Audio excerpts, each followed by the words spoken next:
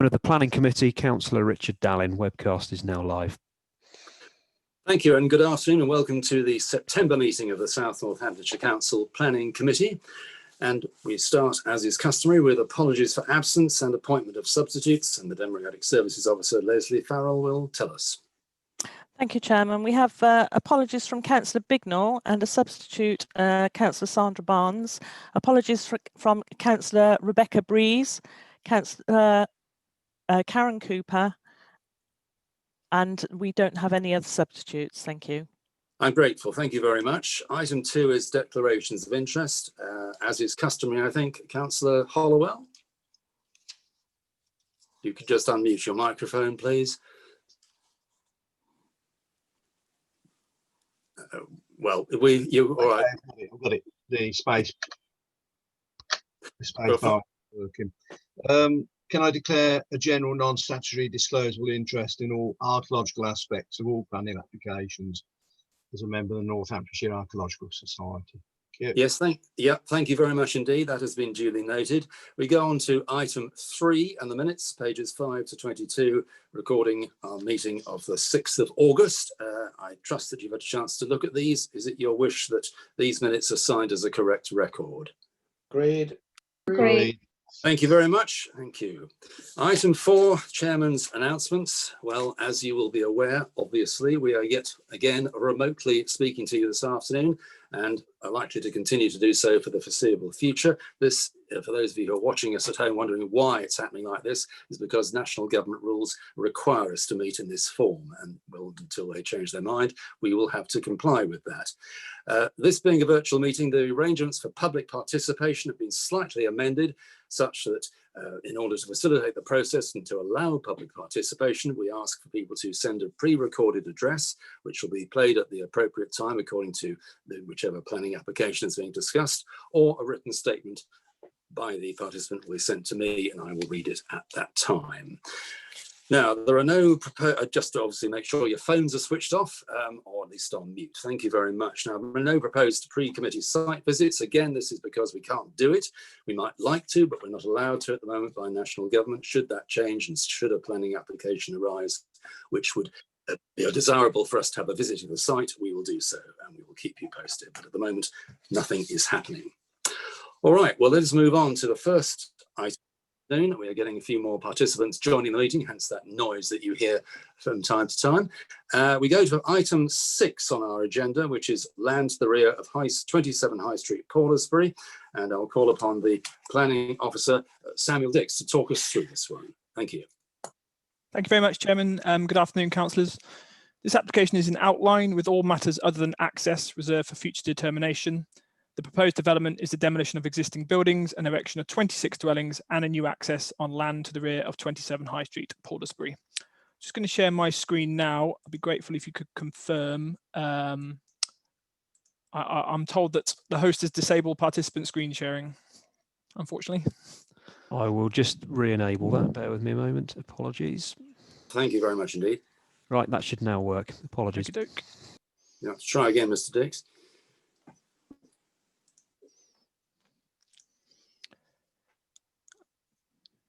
If you confirm that you can see the constraints map. Yeah, that's fine. Okay. The application site is located towards the centre of Paulsbury, as you can see here, which is a secondary service village of category A status, therefore in the 3rd tier of settlements in the hierarchy of the adopted local plan. The site accommodates a range of buildings that are currently in equestrian use and were formerly used by the Grafton Hunt. It also includes an existing dwelling at 27 High Street. This dashed line here is the settlement confines of Paulsbury, which runs from the west of the site here, along the western edge of the site, all along its frontage, wrapping around 27 High Street, shown by my cursor there, which is the only small part of the site that is within the settlement confines, before running along the eastern edge of the site, approximately 2/3 of the way down that eastern edge there. It goes without saying the black solid line there is the application site itself. Just going to move on to an aerial photo here, which will allow you to see in a bit more detail the existing buildings on the site there, as well as the existing access from Kennel Lane to the northwest and the associated hard surfacing and other paraphernalia around the existing buildings. To the northeast, that is 27 High Street there, where the proposed access will be taken from.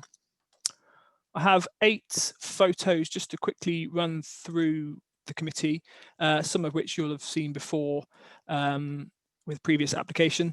This is the proposed access point looking eastwards along the High Street in Paulsbury, and then the same point again looking westwards from the proposed access point. This is a view looking into the site from the High Street. This view in particular is quite noteworthy with this current application because it is now effectively preserved by the indicative proposals, as I'll show you in a moment when I move on to the proposed plans. This photo is taken from the northwest corner of the site, looking towards the existing access on Kennel Lane. That's number 18 Kennel Lane, I believe it is, immediately adjoining the site there.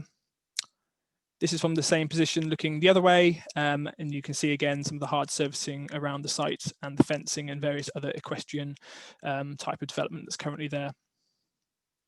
These are the buildings themselves, and again self-evident by the lorry, in equestrian use with various storage and other sort of typical horse-related uses going on within those buildings. And then the final 2 images, these are from the southwest corner of the site, so this is looking at the buildings from the previous photo, but from the other side, and you can see the hard surfacing again running down the western edge of the site here.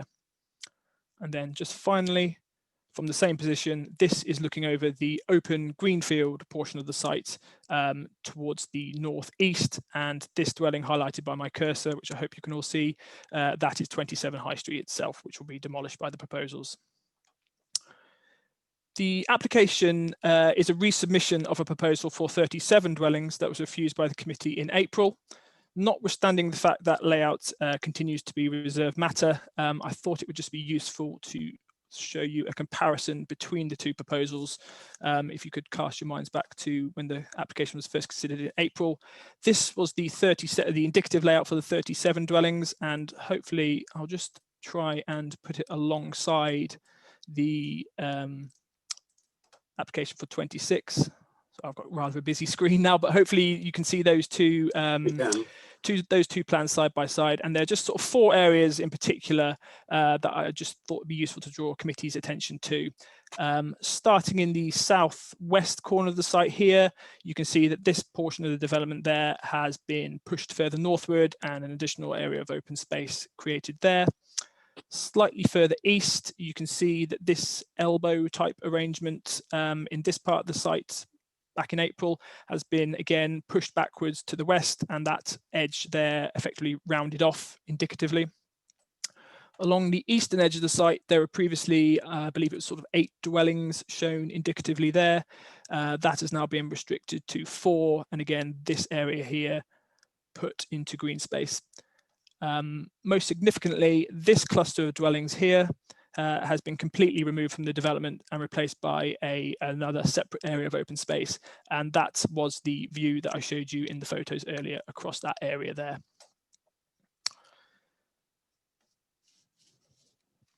All other aspects of the proposal, including the access, which remains to the north, and things like drainage, which is by way of an attenuation basin to the south, remain exactly the same. Just going to bring up one final image for you. The only other matter to draw the committee's attention to is that the applicants have applied to enter this area shown on the left-hand side of the screen onto the council's brownfield land register. I've kept that up alongside the existing, the indicative proposed master plan, so you can see exactly how that relates to the development that's now proposed. As explained in the report, this now represents a majority of the developable area that is now proposed and is considered to benefit from a degree of support in policy terms. The application is recommended for approval, subject to the completion of a Section 106 agreement and subject to the 31 conditions specified in the report. That concludes the presentation. Thank you, Chair. Thank you very much indeed. If you could now Thank you. That's what I wanted you to do, and you've done it excellently. Now, at this point, we have questions. If any members of the committee wish to ask the officer a question, please ask, put your hand up or indicate to me that you would like to do so. Councillor Hollowell. Thank you, Chairman.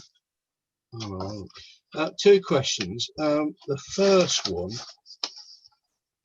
on page 34, paragraph 716, the last paragraph in that section, where we're talking about the requirement for material considerations, paragraph 338 bracket 6, of what document?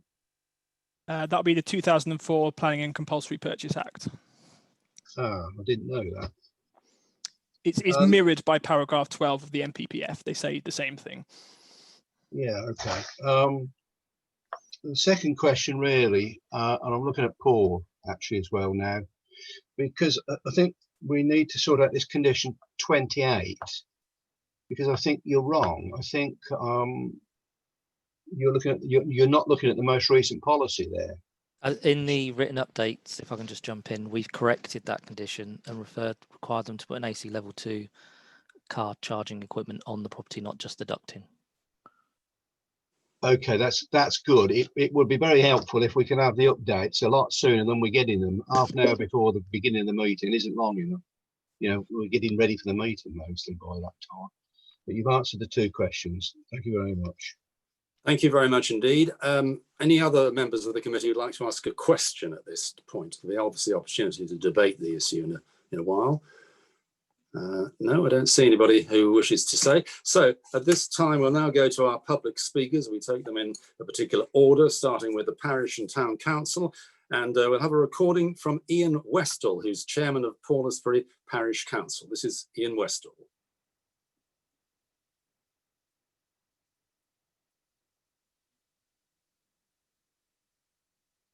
Paulsbury Parish confines have been reviewed and upheld via the newly adopted Local Plan Part 2.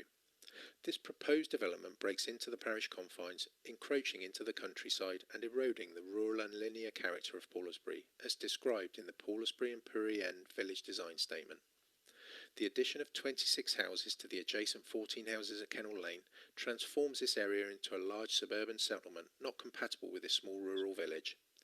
The 2019 NPPF states that to determine the minimum number of homes needed, strategic policies should be informed by a local housing needs assessment.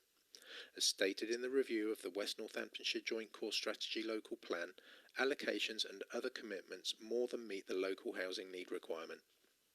Residential development in rural areas should be within village confines unless there are exceptional circumstances.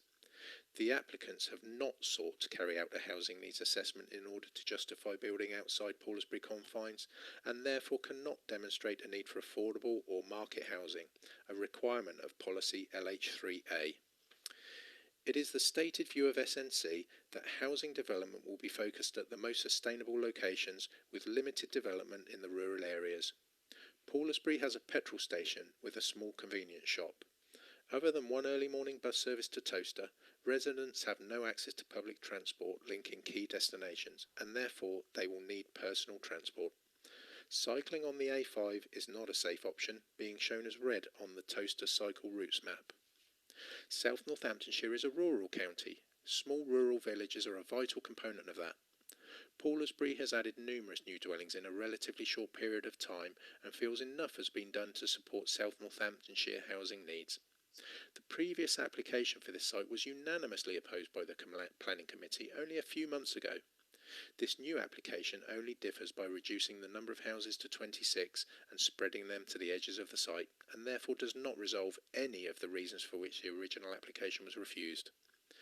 There is considerable local opposition to this application. SNC has received objections from the residents of 57 homes in the parish. Paulsbury Parish Council opposes this application and hopes the Planning Committee will honour the local plan and refuse this application. We would also like to add that to approve this application would set an especially important precedent. The Parish Council and the residents have successfully opposed applications like this one in the past on the basis that they are outside of the village confines. Should this application be approved, this opposition will now be lost to us and we will be defenceless to future applications from landowners and other developers who may well be waiting in the wings to see the result of this application before setting their plans in motion. If this application is approved, we will be defenceless to oppose them. And that was Ian Westall, who's the chairman of Paulsbury Parish Council. Well, we now turn to our second speaker, who is an objector, Maggie Down, a local resident. We'll hear from her. Good evening. I wish to register to speak at the meeting of the forthcoming meeting of South Northampton Council on Thursday with reference to S 2020-0945 MAO. My name is Maggie Down. I'm a resident of Paulsbury. If an additional 26 houses are to be built in this location outside the confines, it will link with Kennel Lane to form an estate of 40 properties, which is urbanisation and not a characteristic which concurs with Paulsbury Village Design Statement. Employment will be needed for in the region of 60 people, not possible in Paulsbury. Therefore, considerable private vehicle use will be required as no bus service exists to cater for that demand. South Northampton Council claims villages play an essential part in this region. Enlarging small villages thus challenges that principle. No local housing needs assessment has been carried out, which leads me to the conclusion that it has been avoided for fear it would not have favourably supported this application. Land is available in Old Stratford, yet it has been let out for allotments, which negates the need for this development. As there is to be a 3 to 4 year delivery span, this shows this development will only proceed according to the commercial market. If Paulsbury Village Design Statement is to be respected and upheld as the community's vision of the parish's future, then this development should be refused. The Minister for Housing recently stated that communities will be reconnected to a planning process that is supposed to serve them, with residents more engaged over what happens in their areas. Residents and the Parish Council have engaged fully with this application and made their views very clear. I hope, therefore, that SNC will take note of those views and refuse this application. Thank you. Thank you. That was Maggie Down, a local resident and objector in Paulsbury. We have a third public speaker. This is Stuart Wells, who is the agent for the application. My name is Stuart Wells, and I'm the agent acting on behalf of the applicant, Rainier Developments, speaking with regards to the revised outline application at Land Rear of 27 High Street, Paulsbury. The revised proposals seek a development for up to 26 homes. This is a 30% reduction in the proposed number of dwellings in comparison to the previous application. Whilst the site is located adjacent to the settlement boundary, the local plan does not prevent the delivery of housing outside of the settlement confines if material considerations can be shown to outweigh any conflict with the development plan. This balancing exercise is set out in the officer's report, and in this case, officers are satisfied that any partial conflict with the development plan is outweighed by the benefits of the development. In recommending approval for this application, the officer's report identifies that this is a part brownfield site and that 62% of the proposed built development will be located on the brownfield element. There is a need for the council to continually demonstrate a 5-year supply of housing. Bringing forward this site now would help to ensure ongoing housing needs can continue to be met. 13 affordable homes, that's 50% of the total, will be delivered to assist in meeting unmet needs in the parish and across the district. This is an important benefit in a village where no affordable housing has been delivered for at least the past 10 years. Working with Ability Transport, the applicant has secured an extended community bus service with substantial enhancements to the existing journeys from Paulsbury to Milton Keynes, Towcester and Northampton. This is a significant benefit which would benefit both new and existing residents alike. The site is currently not accessible to the public, and the proposals would deliver a significant amount of high quality and newly accessible public open space, resulting in a biodiversity net gain. In direct response to previous concerns, the revised layout retains the identified key view from High Street to the landscape surrounding the village, and an independent review carried out for the council concludes that the proposals would have limited landscape impact. The local highway authority has considered that the development and the proposed access would not lead to an unacceptable impact on highway safety along High Street. Financial contributions will be provided towards primary education, healthcare, libraries, off-site playing fields, and the potential for further contributions towards the maintenance of community facilities. In summary, there are clear material considerations which demonstrate that the proposed development is acceptable. This outweighs the site's location adjacent to the settlement confines of Paulsbury and is in accordance with the development plan and NPPF. There is a critical difference with other proposals you have considered elsewhere outside of settlement boundaries in that almost 2/3 of this development will be on brownfield land. Accordingly, it is respectfully requested that outline planning permission is granted. Thank you for your time. And that was Stuart Wells, who's the agent for the applicant. Well, we'll start our discussions, but as is customary, I go first of all to the ward member, who happens to be substituting this afternoon, but needless to say, I will go to her first all the same, and that's Councillor Sandra Barnes, the member for Paulsbury. Go ahead. Thank you, Chairman. Can I just say, first of all, that I couldn't hear a word that the Chairman of the Parish Council said. The sound was extremely poor. I may be completely deaf, but as I can hear everybody else, it was very disappointing. I couldn't hear what he said. However, before you go any further, did other people on the committee not hear what Ian Westall said? Probably me. Well, I just want to be clear, because if nobody else did, I'm prepared to say we'll play that again. I could hear it perfectly well. You could, Councillor Townsend. Thank you. Well, yeah. In that case, we will persevere then. Councillor Barnes. Thank you. Well, Chairman, frankly, I'm amazed, disappointed and outraged that this council could actually think that a development outside the confines is down for approval. This would be the largest development we have in Paulsbury. We do not have another development that comes close to 26 houses. We don't want it and it isn't needed. 318 houses are within the confines of Paulsbury village. With this development, this would give an increase of 8.2%, which I think is unacceptable in a rural community at this time. We have a sufficient land supply in the district, so therefore that mitigates against doing it there. There is no evidence whatsoever that these houses are needed in the village. Affordable houses, as it's been mentioned, the last survey was done in 2008, and I think I can see Paul sitting somewhere in the audience.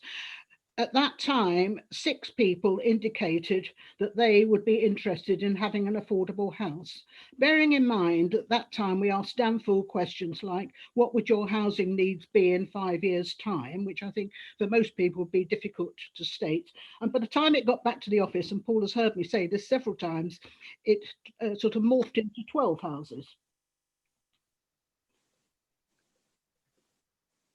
Only 3 of the on the list allegedly have some connection to the village. Others say that they would consider it moving to Paulsbury. This is a bit like buying a holiday, isn't it? I might consider going to New York, or I might consider going to Russia, but I haven't actually said I would definitely wish to live in Paulsbury. Despite the highway's assertion that the access is okay, we who live here disagree. We view it as dangerous. And just because highways say other villages have problems with parking on the road doesn't mean to say that this makes it right or even makes it acceptable, nor is it a valid endorsement in my view. We would probably see up to 50 vehicles exiting this development, which would make a huge problem in overtaking the cars that are permanently parked down the high street towards the A5. I find it quite interesting that when we saw this last application, if you will remember, pre-lockdown, no mention was made whatsoever of this being a brownfield site. Now, I know the legislation talks about agriculture and equestrian, but really, if you actually consider a couple of buildings where horses actually live, and the 2 horse boxes which are usually parked outside, and a bit of hard standing, and really you've got to stretch that definition, in my view, of what makes a brownfield site. Paulsbury is a very ancient village and mentioned in the Domesday Book, and we have a strong history of agricultural activities and lace making in people's homes. So therefore, we are very keen not to keep this village in aspect, but actually to evolve. We have evolved over the years. We've taken our bit under the interim rural housing policy.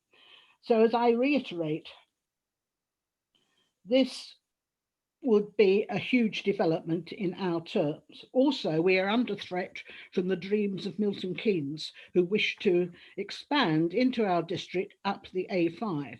And if we grant this planning application approval, this would be yet one more field nearer to the MK expansion plans. Therefore, you will see, Chairman, that we've had a lot of letters objecting to this. We had a very good meeting in the chapel pre-lockdown when we discussed it, with more than 60 people, are probably getting on to 80 there, who were firmly against it. And I cannot understand why the Grafton Hunt, who were in the village for well over 100 years, just wants to leave their legacy of yet more houses and wanting to turn Paulsbury into something that it certainly is not. Thank you, Chairman. Thank you very much indeed, Councillor Barnes. Well, let us now go into a more general discussion on this. Who would like to continue the conversation? Anyone indicating putting their hand up at this point? Councillor Townsend, I've seen yours. Go ahead. Well, I might as well kick off. I mean, I come at this completely fresh. I haven't really sort of looked at it before, but what it immediately strikes me is this is the second application we've had. We had one from Middleton last time, where officers are recommending breaking the confines line. Yeah, just to intervene, we consider each application on its own. I realise that. And no need to refer to previous applications. Well, I think you are allowed to, I think, because this is setting up a pattern. The question I would ask, first of all, of officers, I mean, is this something which is going to come through a lot, that we're going to be breaking our own confines line? Because that really is what concerns me. I can see this is different. This is, of course, like every other application, we have to look at it on its own, because there is, whether but there is part of it is brownfield. And I would ask the question as to why we yes, I mean, consider redeveloping the brownfield, because that, I think, presumably is within our policy. But I find it difficult to know why we are so concerned, why we need, and we appear to have enough 5-year land supply. Why do we have to go into open countryside and break our own rules so very quickly after having adopted these rules? And I think precedent is, I mean, we know that Paulsbury, I can think of at least 3 sites we've been looking at over the years at Paulsbury, where we've turned them down. So presumably, if we've got to be very careful here, because if you allow this, then these other sites, owners of these sites, will be looking, and it will create a precedent, or is the danger of creating a precedent. I'm not saying I'm entirely against the whole thing, but I am really concerned that we will be creating precedent, and I would like to know why we are breaking our rules so quickly. Well, thank you, Councillor Townsend. I think it might be opportune to ask Jim Newton, the Assistant Director of Planning and Economy. You've raised some points there, Councillor Townsend, about the breaking of confined lines, and obviously it's something that was agreed in the local plan part 2 only 2 months ago. Jim Newton, would you like to make a general observation on what you hear so far? Certainly, thank you, Chairman. The confined lines are there to indicate where we would prefer development to go. The National Planning Policy Framework is a material consideration. There's other policies in the local plan that would set out exceptions to allow development to take place outside of those confines lines. It's not like building a wall around each of the villages where the line goes and say there will never be development allowed there. There's exceptions, and one of those exceptions is if it involves the redevelopment of previously developed land, which is one of the central principles of central government's planning policy. Is if we have the choice between previously developed land and greenfield land, we should be looking at the previously developed land. So I don't think we're looking at a precedence. I think what's going on, for what it's worth, is that developers are testing our interpretation of the local plan and what the exceptions are. So they're looking to see, last time we saw we experienced what we experienced. This time we have a mostly previously developed site to be redeveloped, but also some greenfield land that's proposed in this case. And there's another application that uses alternative policies that are also set out in the local plan as exceptions to attempt to justify development outside the confines. Now, the committee will come to the judgment that it comes to, but I think the point that I would want to get across is we are entitled, I think, to interpret the local plan and the central government's planning policy in the way that we have. Right. Okay. Well, we might come back to you. I don't know. It depends on what other people may say. Who else would like to contribute to our discussion as we go on this afternoon? Councillor Johns, I see you. Yes, thank you, Chairman. I mean, the question obviously is, well, for me anyway, does the provision of additional affordable houses outweigh breaking the village confines and moving out into the open countryside? The development certainly is preferable to the previous application for this site. But the key point for me is the sustainability of the site, and in particular, but not exclusively, that around education. I mean, the report itself clearly states that the families moving into a development on this site with secondary school age children would be expected to go to Spon School. Well, there is absolutely no chance for anyone moving into Paulsbury to a development, if it were built on this site, would get a place at Spon. I mean, they are struggling greatly now without the full rollout of the Toasters Southern Urban Extension. So there's no possibility of that. Public transport is poor. I mean, it's all well and good developers offering contributions to new voluntary aided schemes, but the reality is it's poor. Now, Toaster, I mean, has taken a big hit with development, and I think locally we have accepted that on the basis of its right to try to protect and preserve villages in the surrounding area. But then it seems perverse to be building thousands of houses 2 miles down the road, and yet still developers making the case for yet more, in this case in Paulsbury.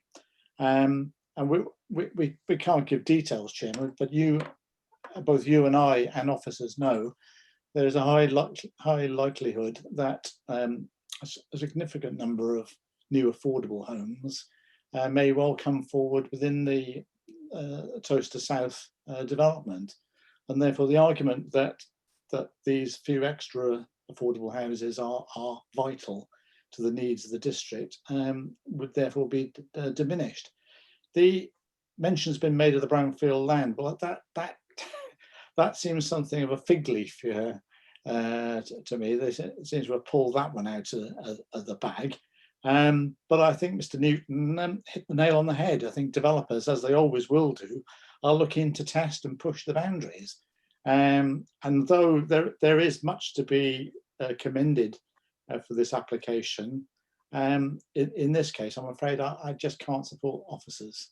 And I would vote against and for refusal in this particular case. Thank you, Chairman. Thank you very much. Councillor Surgeson-Brooke. Mr. Chairman, I find it very embarrassing that our officers appear to be looking for excuses to break our plan about village envelopes. My view would be that if this extra land is put aside as greenfields, as brownfield sites, they could then reapply and use the brownfield site. But we have no reason to give them all this extra land. So I'm afraid I also will be voting against it. Thank you very much. Well, now, who else would like to? Hey, Councillor Hollowell, your turn. Thank you, Chairman. I don't think I took part in the decision on the original planning application, so I come to this one completely fresh. Having read the report, there are a number of things that I'm concerned about. I don't want to be distracted by 3.2 on page 29, where a suggested timetable for delivery appears. I think it's very doubtful. I don't think we can rely on that. The other matter that's been discussed by other members appears in 916 on page 38, what is being called brownfield, which I prefer to stick to the label we've got in the core strategy, previously developed land. And for certain purposes, equestrian isn't agricultural land, but I'm not really sure whether that automatically makes it brownfield. If you look at the air photograph on Google Air, frankly, it don't look very much like previously developed land. It looks like what it is, a greenfield site. So really, that is the only way in to NPPF 12, which says we should not be awarding consent to, in this case, to something outside the development plan, unless there is a material consideration. So this is certainly contrary to the local plan part 2 policy LH12. I think it's also contrary to joint core strategy policy R1, because I don't think that you can class this site as previously developed land, or not enough of it anyway, anywhere near enough of it to warrant a strong enough material consideration to approve. Another thing that I'm concerned about, that should committee be minded to approve, I'm very concerned about condition 18 on page 57, where we're talking about the possibility of the new roads not being highways, being private roads. In other words, the possibility that this could become a private estate. We have never had private estates in South Northamptonshire. This is a village. We expect, we don't want enclaves. We had a similar, but different, but a similar case at Silverstone some years ago, where they wanted actually to gate an estate. We said no, and the inspector agreed with us. And so I don't think we should ever consider a planning application which could result in a private estate of this nature. But I think as it stands, I think it's contrary to the development plan, and I don't think there are any material considerations which are strong enough to overturn that. Thank you very much, Chairman. Well, thank you. Before I go to Councillor Pritchard in a moment, but I'd like to get a clarification on the designation of brownfield, because as I understood it, in fact, it can be designated equestrian buildings constitute. Paul Seckington, can you just clarify in this context why it is designated as brownfield? If not, Jim Newton. Sorry, I was trying to find my mute button. Right. The definition of greenfield, if you like, so flip it on its head, it includes agriculture and things like that. So anything that's not included in that definition is technically brownfield. So something that's a question, and before that it was the Grafton Hunt Kennels, is technically brownfield land, therefore previously developed land. And it doesn't cover all of the site, but it covers approximately 2/3 of the site. So some of the site is brownfield, but not all of it. So while it might be analogous to agricultural, equestrian is brownfield as opposed to green. In this context, yeah. Right. Councillor Hollowell, do you want to just come back on that? Are you happy about that explanation? If you could unmute yourself. No, yeah. I mean, I'm looking at the Google Air photograph, and I agree with Paul entirely about the former buildings, the kennels and so on. But I can't see how the rest of the site, which it appears to be grass, it looks agricultural, regardless of what use it's been put to it. I can't see how that bears any resemblance to a brownfield site at all. Paul Seckington? I haven't got the red line that Sam showed earlier, but I think that was what was put on the part in the brownfield register on our website, which was accepted, that was within the immediate curtilage of those buildings and all part of the brownfield use of that land. Sam, is that correct? Yes, I can I can bring up the map again if it would assist. Yeah, I'll would you do that- so? I'll do that Yeah. now. Yeah. Hopefully you can see that. Yes. So yeah, so just to clarify that has been they have applied to enter that onto the Brownfield Land Register, but it hasn't yet been accepted. It's a separate process that's administered by the policy team. That there is in section 9, the last bullet point of 9.21 of the report, there is a bit of explanation as to the definition of PDL in there, and I just probably to draw members' attention to the fact that it includes fixed surface infrastructure, so that can include areas of sort of hard standing or other surface infrastructure, as I say. So the appearance of the site, whilst it's not a clearly an old factory or anything like that, the sort of brownfield greenfield argument is actually quite binary. It either is or it isn't, and in this case the buildings and the hard standing are considered to be brownfield land, PDL.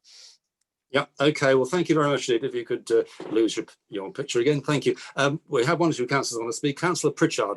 Sorry, Chairman. Can I come back to that? Yes. All right. You may. Yes, Councillor. I'm sorry, Chair, but I don't disagree with that diagram and the red line.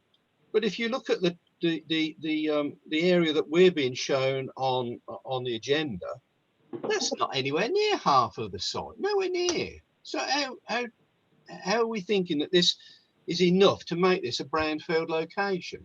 Half of the developable area, Councillor. Oh, it's not half of the red line area, is it? No, not half the red line area, half of the developable area. Well, we'll have to just leave it. That is what the officer has said. I know Councillor Barnes wants to speak, but Councillor Pritchard, you had your hand up first, so you go first. Thank you, Chair. I think we and lots of my points have actually been covered by my colleagues, but I think also we have to make our mind up with regards to, are we going to adhere to the policies that we agreed a few weeks ago with regards to village confines? I don't think this is an acceptable exception which actually, should we say, makes us break these particular rules. Also, when you look at it, we do have 8 years of approved building land supply in South Northants District Council. So therefore, we've certainly got enough capacity. And secondly, something that came up, and perhaps this question could be answered, this particular designation of brownfield site, by the sound of things, it hasn't even been dedicated yet or accepted as a brownfield site. So should we be considering as a situation with regards to endearing this application? I think that's something of a rhetorical question. We'll just leave that for a moment. I want to bring in Councillor Barnes. No, thank you, Chairman. I'll reserve my comments until afterward. But just to say that the kennels weren't actually on that bit there. They were further over where Kennel Lane actually is situated. Samuel Dix was the officer. Do you want to come back? You heard there from Councillor Pritchard making an observation. So as to the acceptance onto the brownfield land register? Yes, because it isn't on yet. Therefore, yes, it isn't on there. It's previous. Yes, it's a direction of travel, if you like, from the applicant's perspective. So brownfield land register, the use of those is encouraged by paragraph 38 of the NPPF, I think it is, in terms of making. Has it been approved? Has it been approved? It's not been, as far as I'm aware, it's not been accepted onto the brownfield land register. Therefore, can this actually be put forward as an argument for acceptance? It's a material consideration in favour of the proposals, because, as I say, it's a direction of travel on the part of the applicant to. Hasn't been approved as a brownfield site. It's not a matter of approval. It's fairly administrative in terms of it gets entered onto the register and then it sits on the register, and then in due course there are various mechanisms through which it can gain permission in principle and things like that. So it's a material consideration, but it's mostly administrative. So it's just there to show you the direction of travel on the part of the applicant in terms of. Not on the register. It's not on the register as we speak, as far as I'm aware. No. All right. Well, I think we're going around in circles slightly. I mean, the point is, as far as you're concerned, the officers are concerned, it is in effect on a brownfield location, this little element of it. Partially, yes. Yes, partially. No, yes, we all know. Yeah, thank you. But we have the application as it is before us, which includes partially this brownfield bit, but that isn't the only factor which might influence whatever way you may choose to vote on this at the end of the day. Anyone else like to say anything at this point? If not, I will go back to Councillor Barnes, who might care to unreserve her points. She was doing it. Sorry. Councillor, sorry, did I have Councillor Townsend? You want to speak? Yeah. Sorry. I mean, yeah, go ahead. I mean, very interesting debate, and I would totally agree. I mean, I think this thing of, I mean, you know, I will accept that about brownfield site up to a point, but it does seem to me that the applicant is, you know, is nevertheless premature. It hasn't been accepted as yet, or hasn't been administered as yet. And furthermore, the other one is the housing needs survey. Why is there been no housing needs survey on something, on an exceptional site like this? Well, there hasn't been one for many years, and raised by both the objector and the chairman of the parish council, which has not been really addressed. It seems to me that we would look at development of the brownfield bit, but I think we are very reluctant about the rest of it. Thank you. Well, you mentioned the housing needs. Paul Brunage is there, who's from the housing department. Might like to comment on that. Would you, Paul? Paul, can you hear us all right? If you could unmute yourself, then you could say something. Yeah, sorry, I was just trying to find the unmute button. Oh, well, yeah, good. Go ahead. Okay, yeah. So in terms of housing needs surveys, yes, it's already been alluded to that a housing needs survey was carried out in 2008. And that did identify a small need. Part of that need was identified from the survey itself. Part of that was 6 from the housing needs survey. The other 6 were from people that we knew about from the housing register who hadn't completed the survey. So a total of 12 need was identified then. Because no sites, all the sites that have come forward since then in Paulsbury have been below the affordable housing threshold. So to include an element of affordable housing, a scheme has to be 10 units or more. All of the market housing that's been delivered in Paulsbury Housing was on smaller schemes of less than 10 units. So there hasn't been an opportunity to deliver any affordable housing. My understanding is that a housing needs survey is required to support a rural exception site, but not for a mixed residential Section 106 site. So when the housing team is consulted on this type of application, we take our evidence of housing need from the numbers on our housing needs register, and that informs the suggested mix for the affordable housing that we put forward to the planning officer. But whatever, at the moment, you haven't had any survey for 12 years then? There's been no survey done for 12 years. As a team, we haven't had the resource available to carry out housing needs survey work. So you haven't got very up-to-date information then, one might conclude. Well, we have up-to-date information in terms of, we know we have the council's housing register, and that is a live list of households that have applied to the council for housing. When they apply, they can select, what they do is they select the areas of the district that they would be prepared to be considered for rehousing in. So they can select from all of the there's 76 rural locations and the 2 towns of Brackley and Towcester. And they select according to where they would be prepared to be rehoused. So we know the total of number on the register, and we can also determine the numbers that have selected a particular a specific village location where they would. Okay, well, perhaps we'll pause it there, because I dare say we might be hearing from you a little later this afternoon with another application.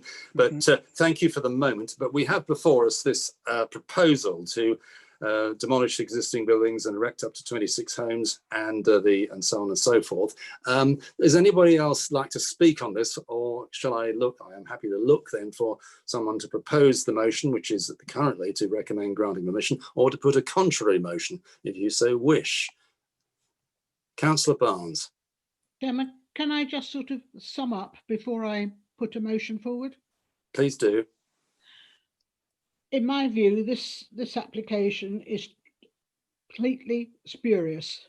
They are trying everything. They're now brought in brownfield site.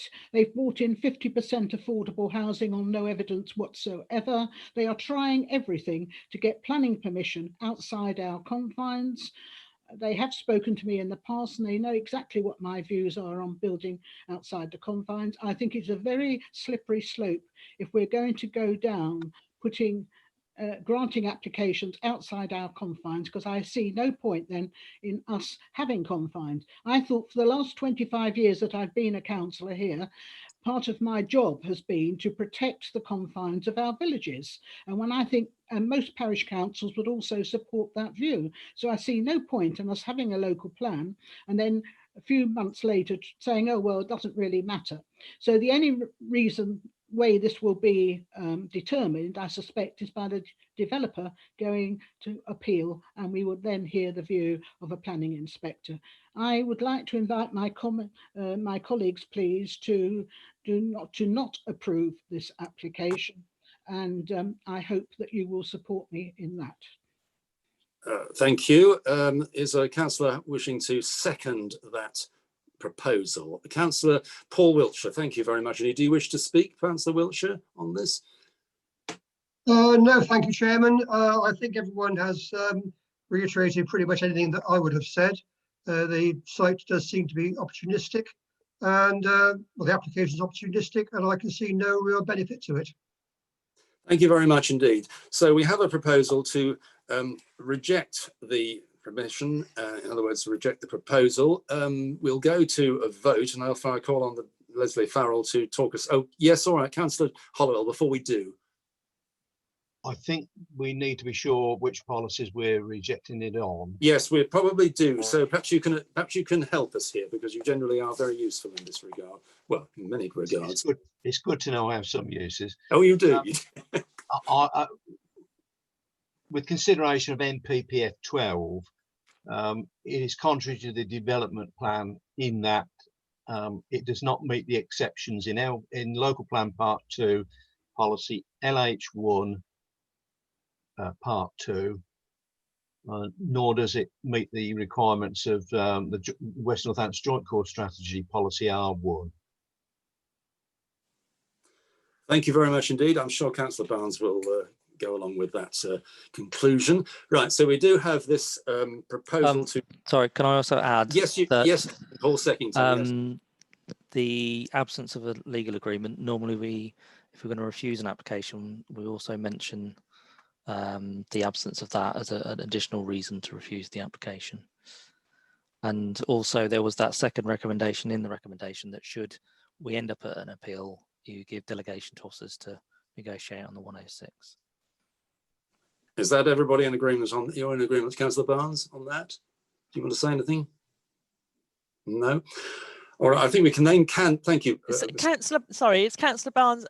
Is she okay to add that to her proposal for refusal? The 106 yes. agreement that Paul was just talking about. We're voting on that to agree that as well. Yeah, I think she is. Yes, yeah, she is. Yeah, she's indicating that. Yeah. That wording is already in the recommendation. Yeah, okay. With the reference to the relevant policies of the Joint Core Strategy and Local Plan Part 2. All right. So Leslie, over to you. Yes, so we're voting for refusal on this because it on the reason that it's contrary to the development plan. Yes, so so this is voting for refusal. So Councillor Dallim. For refusal. Councillor Pritchard. For refusal. Councillor Barnes.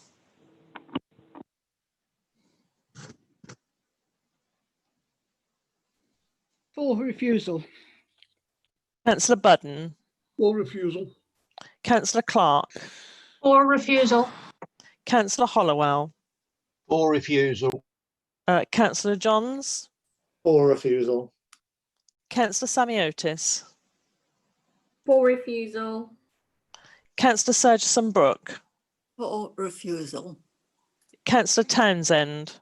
For refusal. Councillor Elaine Wiltshire. For refusal. Councillor Paul Wiltshire. For refusal. That's unanimous then, thank you, Chairman, for refusal of this application. Thank you very much indeed. So there we are. Now, before we move on, I'll ask Paul Seckington if he could remove his virtual curtains, which are slightly flashing behind his right shoulder, which is slightly distracting for people watching. Perhaps go on to a different picture behind him or something. Anyway, we'll go on to our next application, which is on page 65. This is also in Paulsbury, land to the rear of 2 to 26 Grays Lane. And we have a new planning officer to do this one, Maria Philpott. When you're ready, if you'd like to go ahead and talk us through it, please. Thank you, Chairman, and good afternoon, councillors. Yes, this application is a full application for 100% affordable housing, also in Paulsbury, proposing 19 affordable housing units. If I can just share my screen with you, and then I can go through my presentation for you.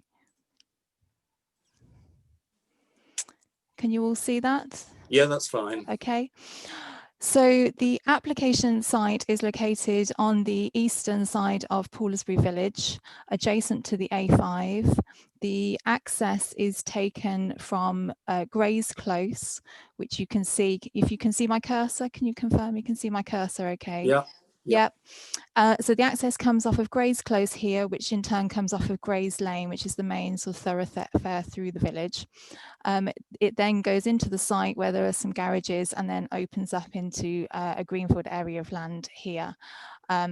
The site is in open countryside, with open countryside further to the north and west of the site.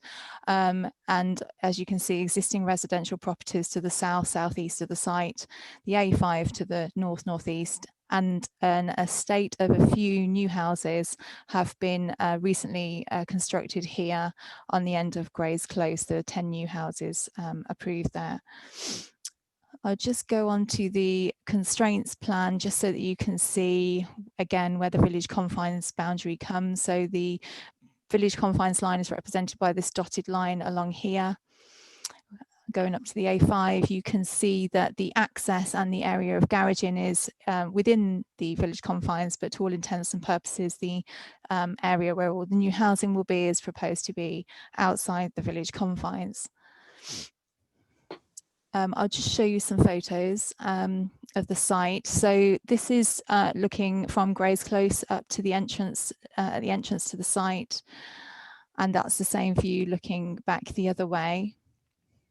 And this area just shows where the existing parking area is at the moment, and looking the opposite way as well, with the garaging on the left-hand side. And the gate at the end is the entrance to the site here. And then this is looking to the east towards the A5 and the boundary along there where you can see the landscaping. And this is another view. There are the backs of the houses from Grays Lane that you can just see on the right-hand side there. And then I've just got a few more photos that sort of just work the way around the site. So this is looking towards the sort of northwest of the site with the A5 behind this landscaping belt here. And that's another view working around the site to the north.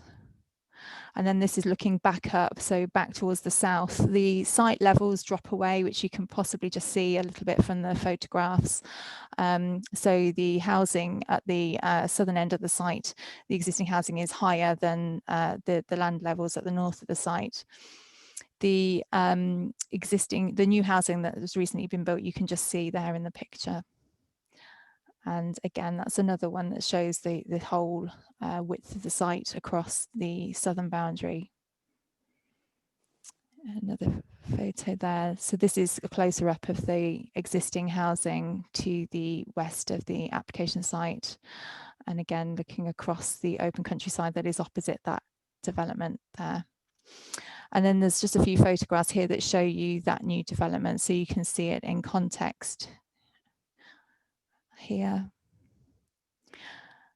This is from the edge of that new development, so looking across, so the application site boundary is across this area here. So this piece of land on the left is not within the application site. Again, these are the new houses, and then these are the existing houses on Grays Close. And then this is the junction between Grays Close and Grays Lane. And then just finally, just to show you obviously the A5, it's worth noting, which I'll show you on the site plan, that the housing site doesn't exactly immediately butt onto the A5. There is a distance of space between the A5 and the housing. So this is the proposed site plan, which is, as I say, for 19 affordable housing units, which comprise a mix of shared ownership and social rent. The social rent are plots 1 to 8 and plot 19, and plots 9 to round to 18 are the shared ownership housing.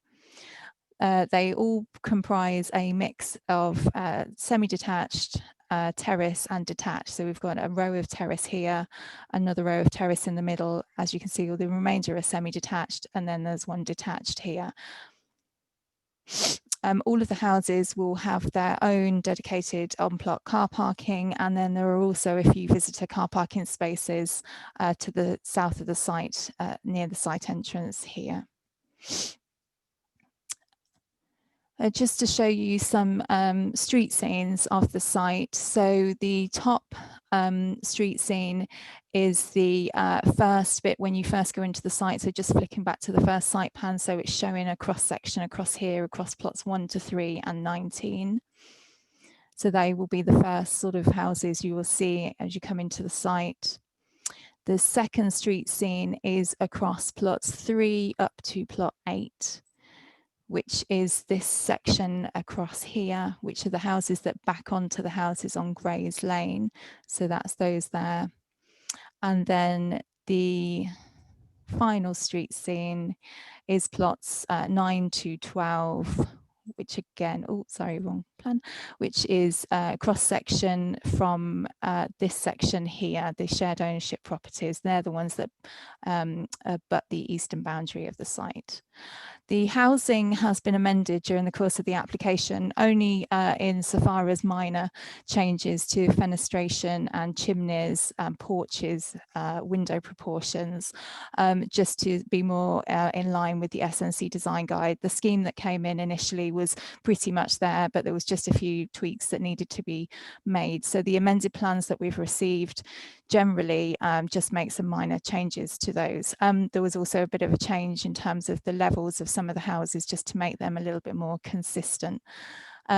So generally, I won't go through all the different house plots, because as you can see from the street scenes there, most of them are very similar.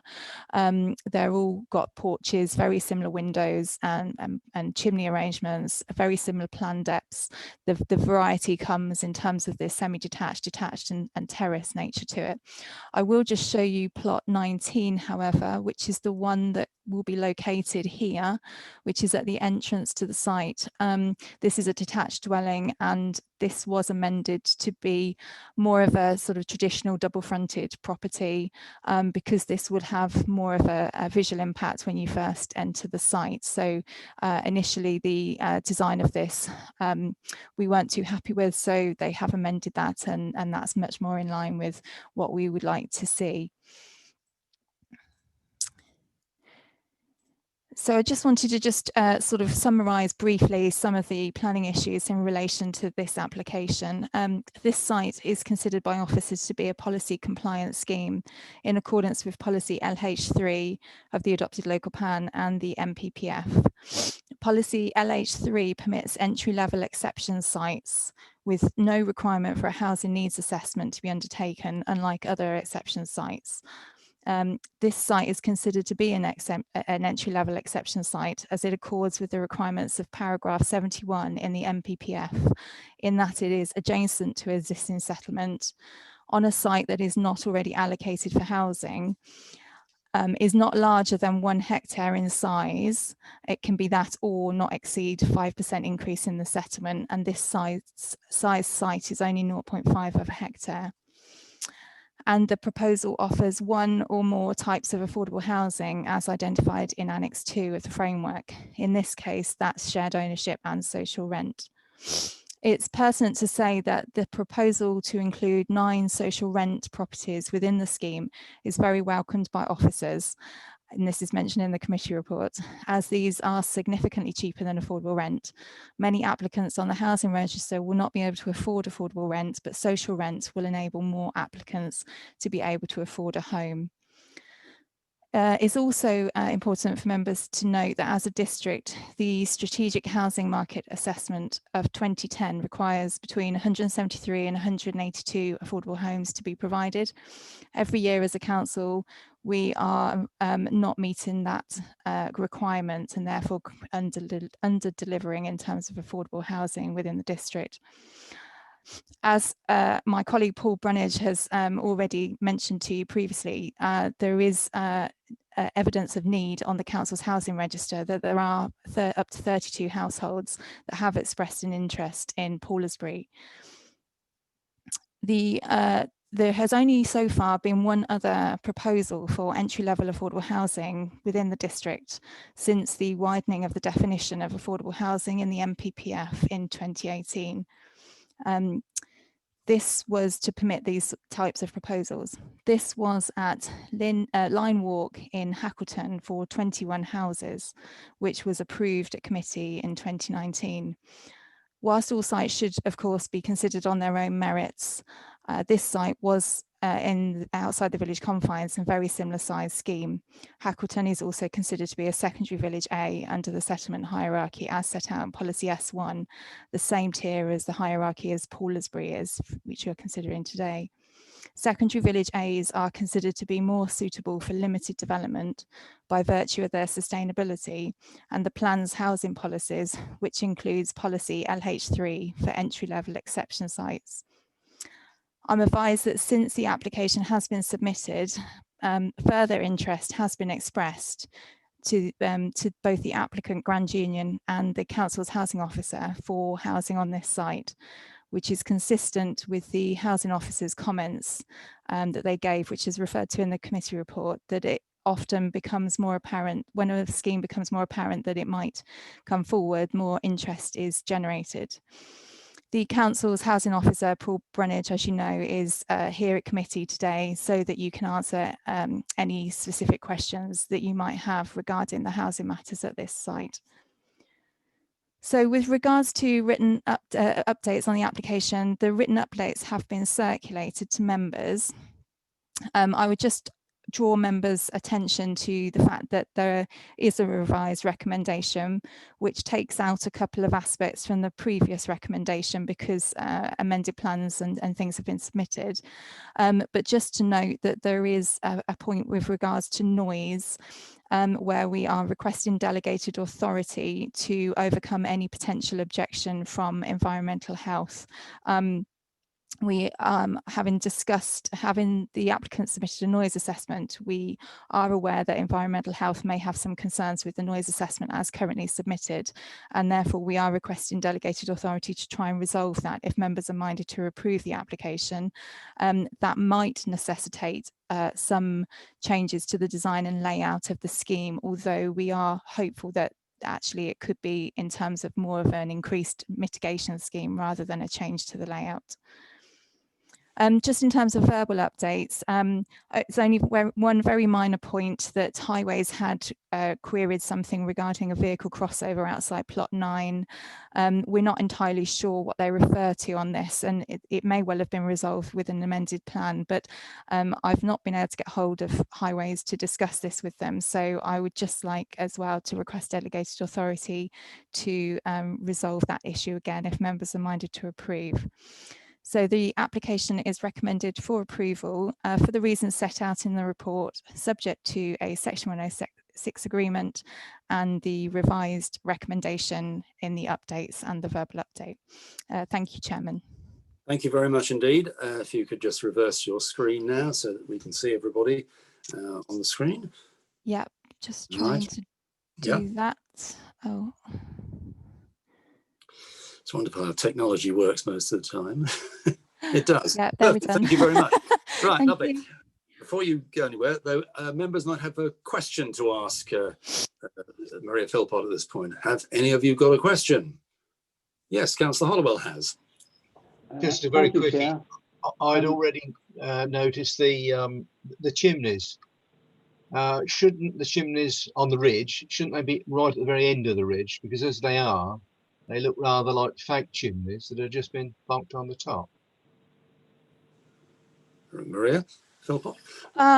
Yes, they could be moved towards the end. Yes, I don't think that would be too much of a problem to ask the applicant to amend the chimneys to move them to the side. So I'm quite happy to go back to them and ask for amendments to do that. Councillor Pritchard, did you want to ask a question? Thank you, Chairman. It's probably the housing officer would probably be able to answer this question, but what is the criteria for being considered as being local to actually occupy one of these houses? Right, Paul Brunish, would you like to answer that one? Yeah, certainly I can answer that one. So the requirement, because of the policy status of this in terms of it being an entry-level exception site, means that you don't have to have a local connection to the parish where the development is being built out to be considered for the properties.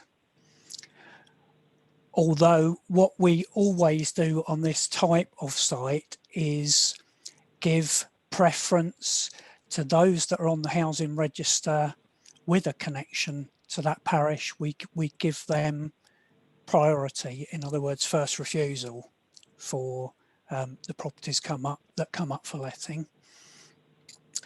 As a general principle in terms of the housing register, the qualification to join the housing register is that you must have a local connection to the South Northamptonshire district.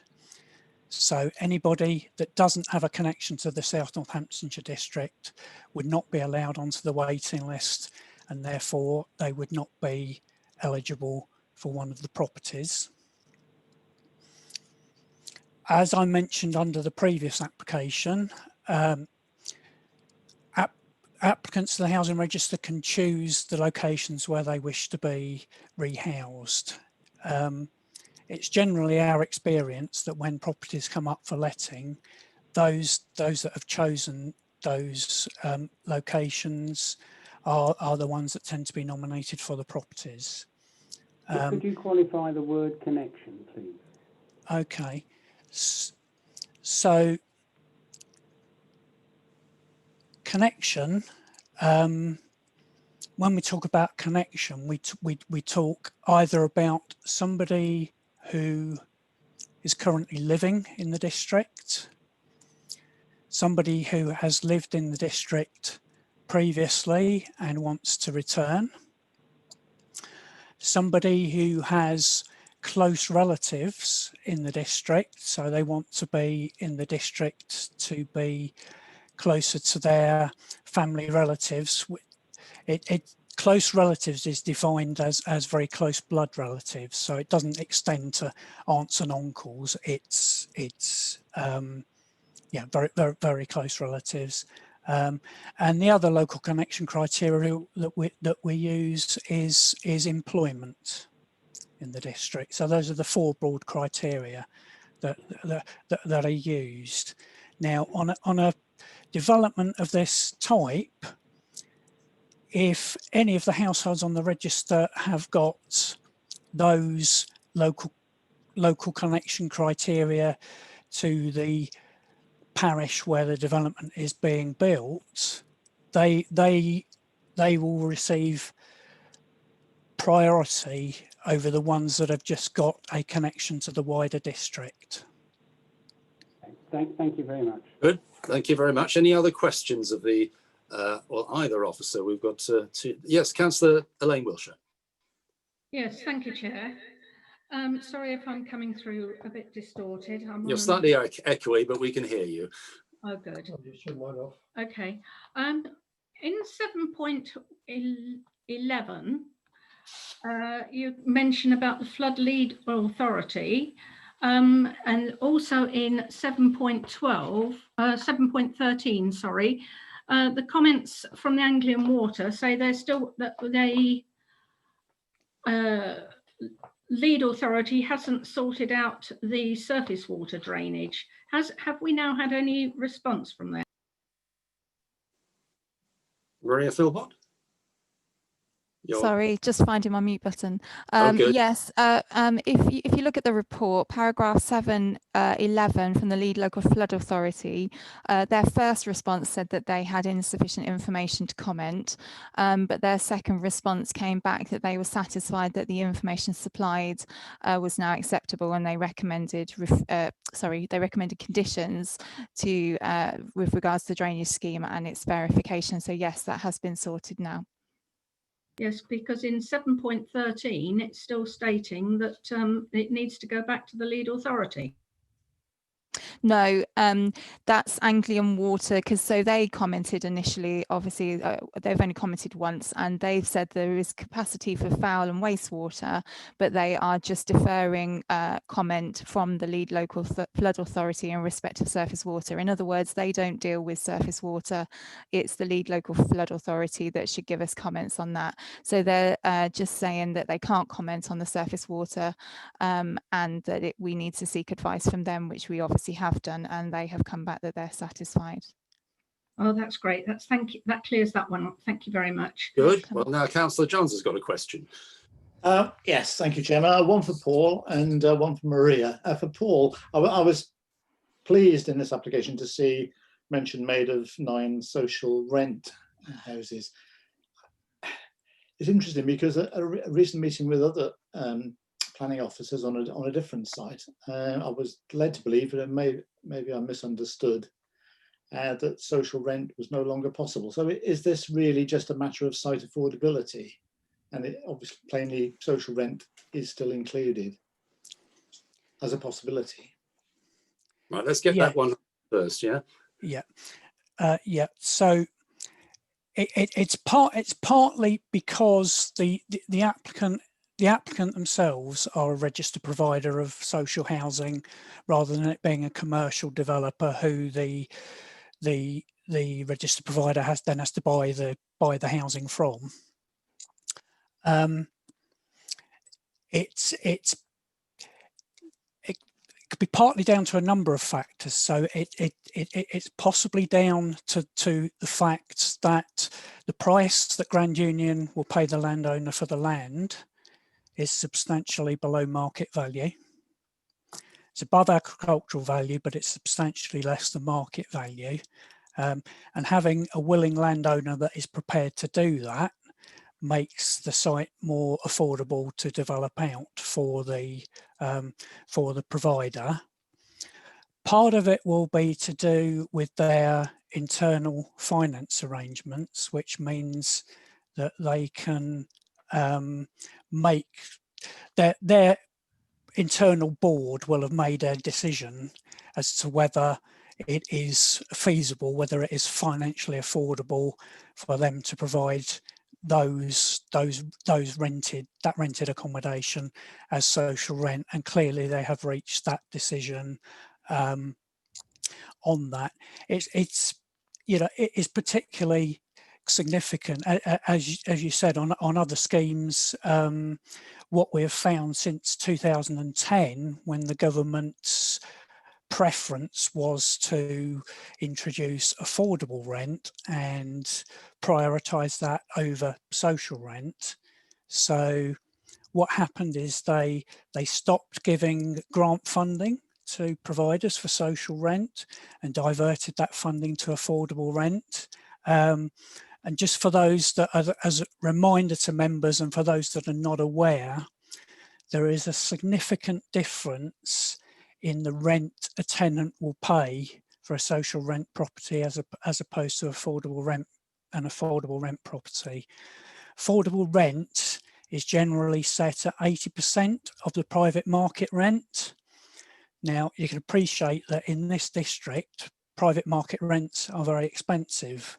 So 80% of a market rent, potentially, as Maria alluded to earlier, is not going to be affordable for some applicants on the council's housing register. The social rent payable is set by a central government formula, and that typically is set at between 40 to 50% of market rent. So you can see how that is significantly different and much more affordable potentially for those that are really struggling financially to afford a property. So I suppose to conclude on that, to summarise on that, yeah, there's a variety of reasons why Grand Union will have reached that conclusion that they can provide social rent on Thank this you. scheme. And yeah, I think we've got that. So thank you. Councillor Johns, second point. Yeah, well, firstly, thanks, Paul, for that. That was very clear. That's what I had assumed was the case.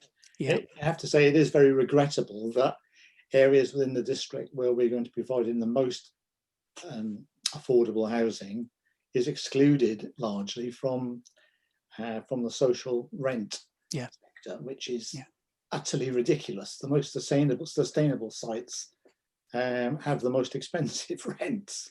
Anyway, moving back onto this application, the other question I wanted to ask Maria was a bit more information about noise. I mean, it's always frustrating to me when we get applications in, we haven't got the whole picture, and it's a sort of, you know, you give in, important issues are left without any information to determine our view on. Yeah, Maria. Yes, thank you, Councillor and Chairman. Yes, I mean, it is regrettable that we haven't had this information earlier. It is something that we've asked for a while ago, and therefore it was hoped that we would have had this information in good time for committee. And I apologise that we haven't. I think the applicant has obviously been trying to get the noise assessment done. Having said that, usually in most instances noise is obviously extremely important for us to consider, but usually there are ways and means around resolving noise issues. It's usually a case of different types of mitigation, be it glazing, ventilation, acoustic fencing. It can sometimes also be the layout of the development and the positioning of the houses, but in most cases it can be addressed through enhanced mitigation.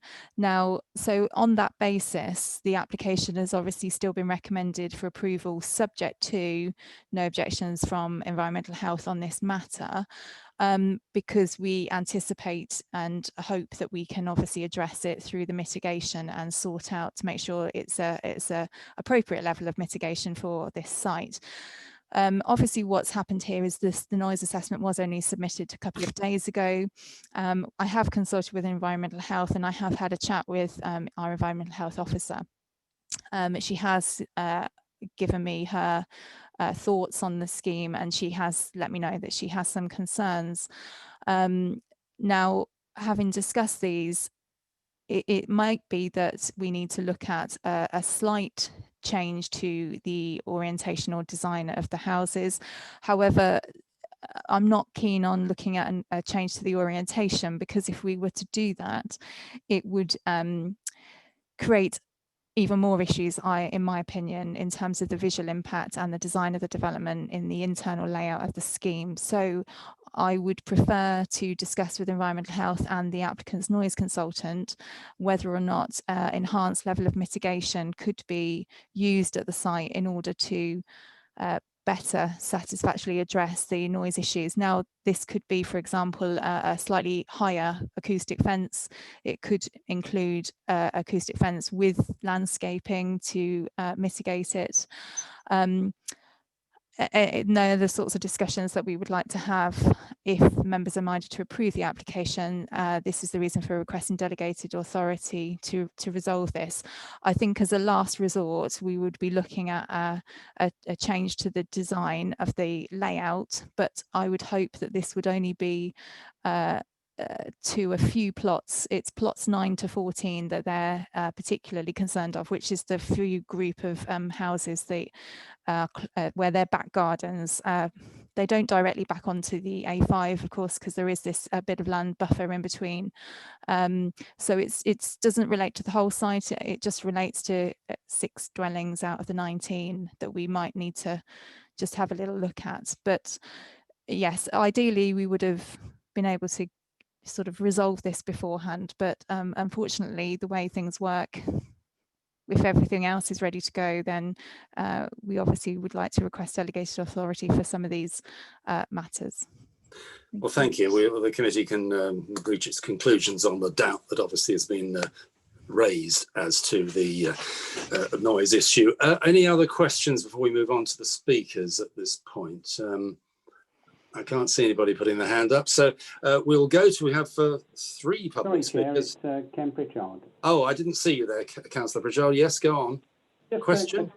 With regards to affordable rents and affordable housing, normally, you know, we look at the situation of spreading these over some sort of commercial development. But having all of these affordable housing and affordable Excuse me, is this a question? Because if this is a matter that you might want to raise in debate, that's fair enough. Is it a question? Take your point, Chair. No, well, thank you very much. We try to stick to the way we do things in the order we are supposed to do them. So we're going to go to our speakers. And Leslie Farrell, if you could possibly raise the level of the first speaker, because it's Ian Westall again, of Chairman of Poulsbury Parish Council. We want Councillor Barnes to be able to hear him this time. So when you're ready, please play Councillor Westall. Yes, sorry, unfortunately, I do have it at maximum volume, so I will see, we'll have to see how we go with this one. Yes, well, Councillor Barnes will have to listen carefully then.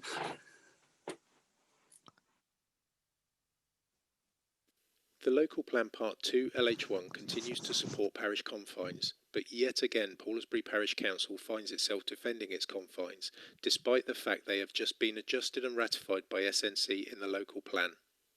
Poulsbury and Puri End Village Design Statement states in Principle 1, any development that seeks to break through the existing confines or adversely affects the rural nature of the surrounding countryside will not be acceptable. This development will be a prominent, uncharacteristic protrusion well beyond the confines. There is a requirement stipulated in the local plan LH3 and LH5 for sites outside parish confines to commission a local housing needs assessment. This has not been done. The mix of houses therefore does not prove any needs. The local plan requires provision to be made for new development to be concentrated in Towcester and Brackley or well-connected edge of town centre sites, and that affordable housing needs to be economically viable in terms of its ability to meet the local needs identified. In the absence of a local housing needs assessment, there is no certified need for this development. Towcester provides a broad balance and range of housing, 3,000 plus potentially via the Towcester Southern Extension, with good access to many local amenities.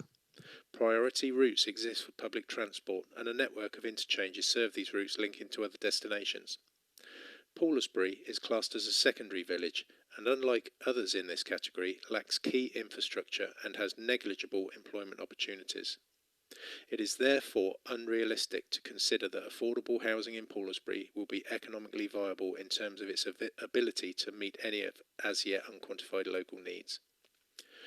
Local Plan Objective 5 professes to ensure that appropriately scaled new development to meet identified needs is located on suitable sites in sustainable locations that can be served by sustainable transport measures. Poulsbury has only a single trip bus provision. The A5 with a 60 mph speed limit is no safe option for walking or cycling either to work or school, has no dedicated or continuous cycleway, and is shown as red on Toaster Cycle Routes map, making car use essential. Local Plan Objective 10 professes to protect the setting and separate identity of settlements by avoiding their coalescence and retaining the openness and character of the land around existing settlements. Poulsbury is a linear village which this application fails to conform to.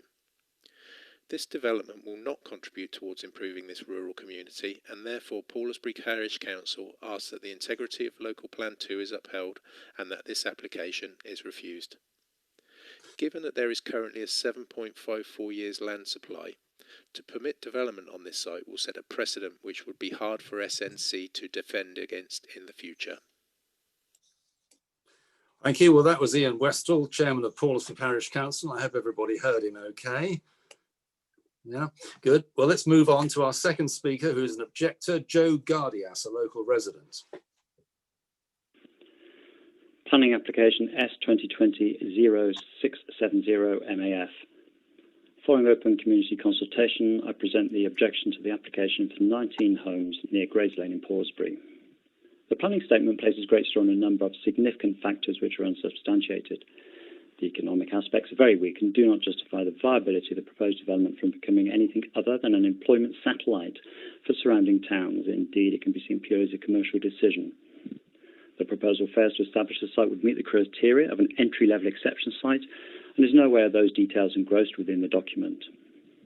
There is no viable public transport through Poulsbury, and the cycleways to Toaster and Stony Stratford are wholly inadequate. Indeed, there isn't even continuous lighting for pedestrians along Grays Lane towards the A5 Budgeon store. Failure to provide a TI suggests the cumulative impacts on the road network would be severe. There's no case for environmental improvement in the proposal, as it fails to address the energy efficiency, waste recycling, energy usage, and it fails green infrastructure and provides no biodiversity value. From a rural housing requirement perspective, it's understood the council believe it's already been met, and should all of the identified dwellings be completed by 2029, then some 563 homes, or about 23% higher than the requirement, will be delivered. In terms of retaining essential services, the Poulsbury Primary School currently receives children from the surrounding areas, and around 50% of the children travel to the village.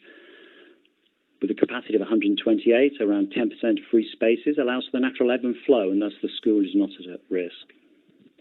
From a healthcare perspective, the clinical commissioning group state there will not be sufficient capacity in the local primary healthcare system to absorb the anticipated increase in demand created by the proposed new housing development.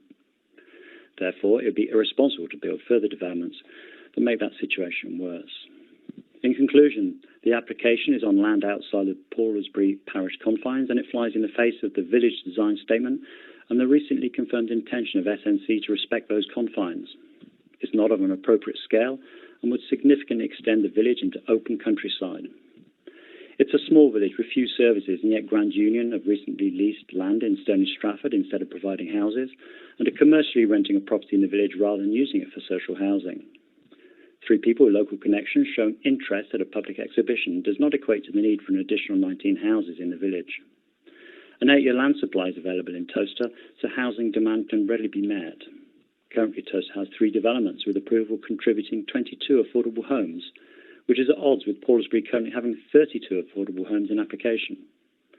There's a high degree of risk around such a proposal creating additional development within the village from an infilling and rounding off perspective, and certainly the proposal should not be seen as a gateway to future planning creep. In conclusion, this proposal diminishes and degrades the distinctive local character and vitality. It will lengthen journeys, impede access to jobs and services, it weakens rural enterprises and disrespects the quality of tranquility. For these reasons above, we believe this proposal should be rejected in its entirety. Thank you for your time.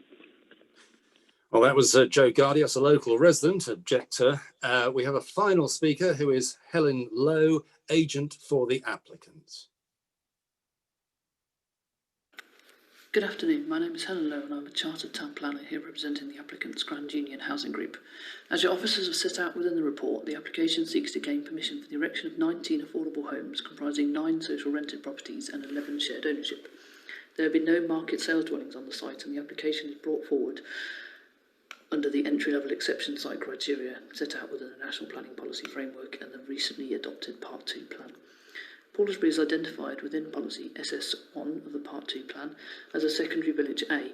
The application site lies immediately adjacent to the village boundary and future residents would therefore be afforded the same accessibility to village services as existing residents within the eastern part of the village.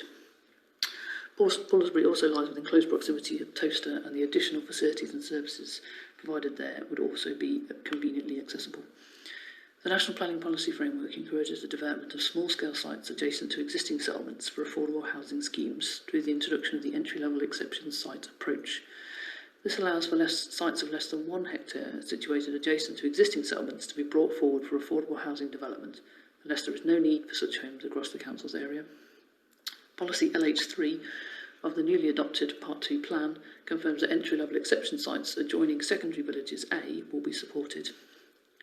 The application site meets the necessary criteria and as set out in the officer's report. There is an identified need for additional affordable homes across the South Northamptonshire district.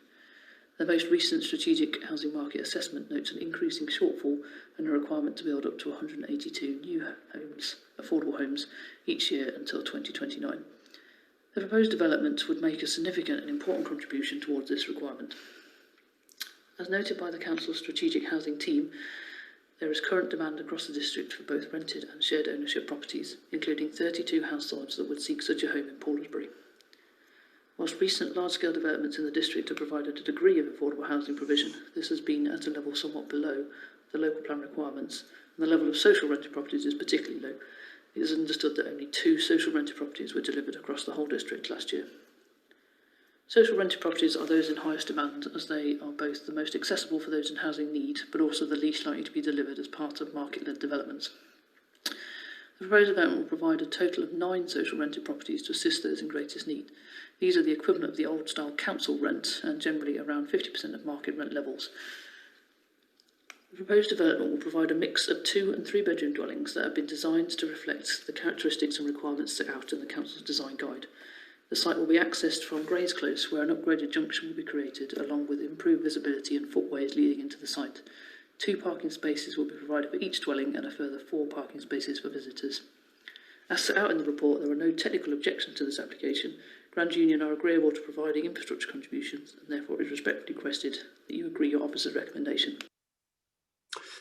Right, well, that was Helen Lowe, who is the agent for the applicant. So you've now heard the 3 public speakers. I'll now turn to the ward member, Councillor Sandra Barnes. Thank you, Chairman. Could I just ask Maria to put up the plan you had showing the entrance into Grace Close, please? You had some photos. Yeah. Yeah, bear with me 1 second.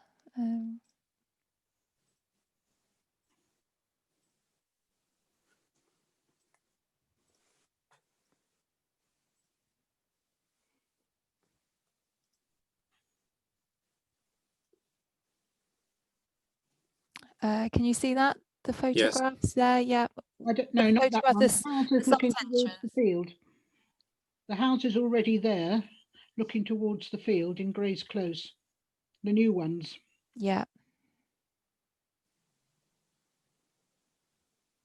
That one. Yes, so go back a bit. Well, that will do, I suppose. Well, yes, go back to that one. Yes, yeah. Thank you. Can I just point out, Chairman, that the houses which we're looking at now were the ones that Poulsbury agreed to under the interim rural housing plan, and we had 10 which were built on our land, and the field opposite, which you can't see but Maria might find it, is actually a field that is still in our ownership. I just want to point that out to you. Can I say that I have no objection whatsoever to having affordable houses provided within the district. I acknowledge there is a need. What I do have a problem with is this site. because it appears to me to be beyond the turnpike. In other words, it's out on a limb and there will be only affordable houses in this one site. Whereas I thought before that we used to go in for pepper potting. But obviously, in order to achieve this outside the confines, they have to provide affordable housing. The affordable rent for a 3-bedroomed house, and probably Lisa may support me in this, would be 80% of well over £1,000 a month. So we're talking about quite a hefty rent, which some people may find a problem to provide. This, if these houses were agreed to, this would give us 6% uplift in the number of houses already within the confines of Paulsbury. I won't reiterate a lot of things, but I do admire Maria and her enthusiasm that I can walk down to Towcester. It's a bit further than 3 miles, Maria, to get to Tesco's. And if I got on my bike, going downhill would be fine, but coming back uphill would be a bit of a struggle for me. And I might need St John's ambulance waiting to receive me if I managed to get home. So I don't really think that that is a viable proposition that anybody would be doing that, certainly not on a regular basis. Can I just raise the query? My right concern is on 7.5, which NCC say they were not willing to adopt. Is that right? Maria? Sorry, I'm just going back to my committee report as well to read the point. Planning permission for something that NCC are not willing to adopt, because this would set a very bad precedent for any other development, surely. If it's not up to standard, why are we willing to support it? Yeah, there is a couple of minor points. I'm not sure which part of the committee report you're referring to, because 7.5 refers to building control. But 7.3 is NCC highways, isn't it? Sorry, is it?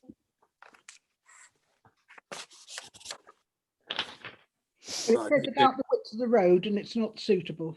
Yeah. Well, highways, yeah, 7.3, yes. So initially they had a few concerns about some sort of minor points throughout the site, which the applicant has addressed, which leaves just sort of 2 or 3 points that we just sort of need to bottom out. But they mainly refer to the access around the site, the widths of the footpaths around the site entrance, and the service strips that go into the site. And the reason why we were a little bit confused is because, and I just spoke to the applicant about this earlier, is that the widths that highways are requesting in theory could possibly be achieved, but it has a knock-on impact that it potentially could affect the visibility going around the corner. So this, as what's proposed at the moment, is considered to be acceptable in highway safety terms, and it's more their preference in terms of what would be required for their adoption standards. It is something that I would still seek to try to resolve and make sure that we've got as best we can. But I think ultimately, if it comes down to it, they aren't objecting on this ground, and therefore there isn't considered to be a highway safety issue. It is more of a case of the adoption, and I think the applicant would still, even with it proposed as it is, would still go to the county council and see if they can adopt it. But the problem obviously comes with if they are wanting a concern that we're going to, if it is going to be agreed, that we're going to place people who live in social housing with affordable rent in a plot that may not be adopted by the county council, and the housing association have agreed that they will take on the maintenance. Well, surely yeah, I think that's a last case, a scenario. I think really they still do want the highways to adopt it, and we would still want that. But the point is, at the moment, they're not prepared to adopt it, and this is up for our approval on a scheme. I mean, we surely don't have many in this district where NCC colleagues are not prepared to adopt the road. I just find it extraordinary that we think it's all right, and we hope that it might turn out all right in the future. I mean, we have no guarantee that the housing association is going to be in business in 20 years' time, whereas the roads we know will be looked after in some way or form. Chairman, I don't want to go on, but I do have concerns that this site is in the wrong place. It is not in a very sustainable village. People would be totally reliant on public transport. As you've already heard, schools are under threat, particularly Spon. Health services are under threat. And I believe that we're, you know, they do, to me, it looks as though they're beyond the turnpike, and you must know what I mean by living beyond the turnpike. In other words, they're not truly part of the village because they're out on a limb, all in one cluster. So, Chairman, I have grave misgivings about this. I hear what you say. I know Councillor Hollowell wants to speak, but Paul Brunage, have you got something you want to add to what Maria was just saying? I just want to come in and just pick up on what Councillor Barnes was saying. She mentioned several times then when she was speaking about the rented properties being for affordable rent at 80% of market rent. Just to reiterate, they're not, they're for social rent at 50% of market rent. Councillor Barnes, you want to come back in, Councillor Barnes, if you're on mute? Sorry, can you unmute if you want to say something? Councillor Barnes? We can't hear you because you're still on mute. Well, just press the appropriate thing. I went off. Yeah. I went off. You went off, but you're back. Do you want us to come back to what Paul's just said? No. It was my mistake. I meant market rent. All right. Okay. Well, let's stop on that one. Councillor Hollowell, you raised your hand. We're in the discussion, are we, Chairman? We are in the discussion, so please take us forth. Okay, thank you. Chairman, I find this quite a difficult application to deal with for a number of reasons. First of all, I disagree with the officer when she said that the site is well related to the village confine, because it's not really well related. It's adjacent to it. If you look ironically at the earlier application that we determined, that was better well related, and for that I really hark back to the old interim rural housing policy days, because that was one of the more difficult aspects that it challenged. That said, the NPPF doesn't require that. It just says adjacent, and the result is that in this particular site you've got an extension to the confine effectively going off at a spur. That's what I don't really like about it. But it may not be a deciding factor. I do take this point. I was concerned again about the roads and whether they're going to be adopted or not. In the past, if we turn the clock back 70 years, when Harold Macmillan was building millions of council houses everywhere, sometimes the housing authorities retained the ownership of the roads and the footpaths, and their descendants still do. But it's not a very good arrangement. You ended up with roads and paths which, well, by definition, they were not built to adoptable standards. That was the problem with them. And it comes back to what I said earlier as well in the afternoon about I don't like to see private estates being built up. There should be a public, I mean, for one thing, if it becomes a private estate, you know, where do we stand with the refuse vehicles, the recycling carts? It's things like that. It really ought to be adopted as a matter of course if the committee are minded to give it approval. I will probably not vote on this, and the reason I won't vote is I've just looked very quickly at the updates. There are 30 conditions that I haven't had time to read. I still don't really understand what's going on with this noise amelioration. And I just personally, I don't feel that I've got enough information in front of me to decide on a very finely balanced application like this, whether to support it or not. As a general rule, I would like to support more affordable and social housing. But on this particular case, I don't really feel that I've got enough in front of me. Well, of course, with the Councillor Hollowell, there are means whereby you could ask that we look at it again when we do have more information, that you might like to ponder that for the moment. Councillor Pritchard, you were indicating before you wanted to say something, so I'll let you now. Thank you, Chair. It was just a situation with regards to, I felt that in the other applications we've had in the past with regards to affordable housing, we've actually spread them across commercial developments. So therefore, it wasn't identified as being, should we say, affordable. I have a concern where you've got 19 houses all in one location that actually is something which will be identified in the village as people coming from affordable housing. I thought the whole essence was actually to diversify affordable housing over commercial developments. So therefore, I will probably vote against it. Thank you very much. Paul Brundage, I'll bring you in again on this. Sorry, I just want to respond to Councillor Pritchard. Yes, do. Just to remind members that they voted last year for a very similar scheme at Hackleton, an entry-level exception site, which was 100% affordable housing. Very broadly similar to this one, under the same policy. And I mean, it is quite often the case historically that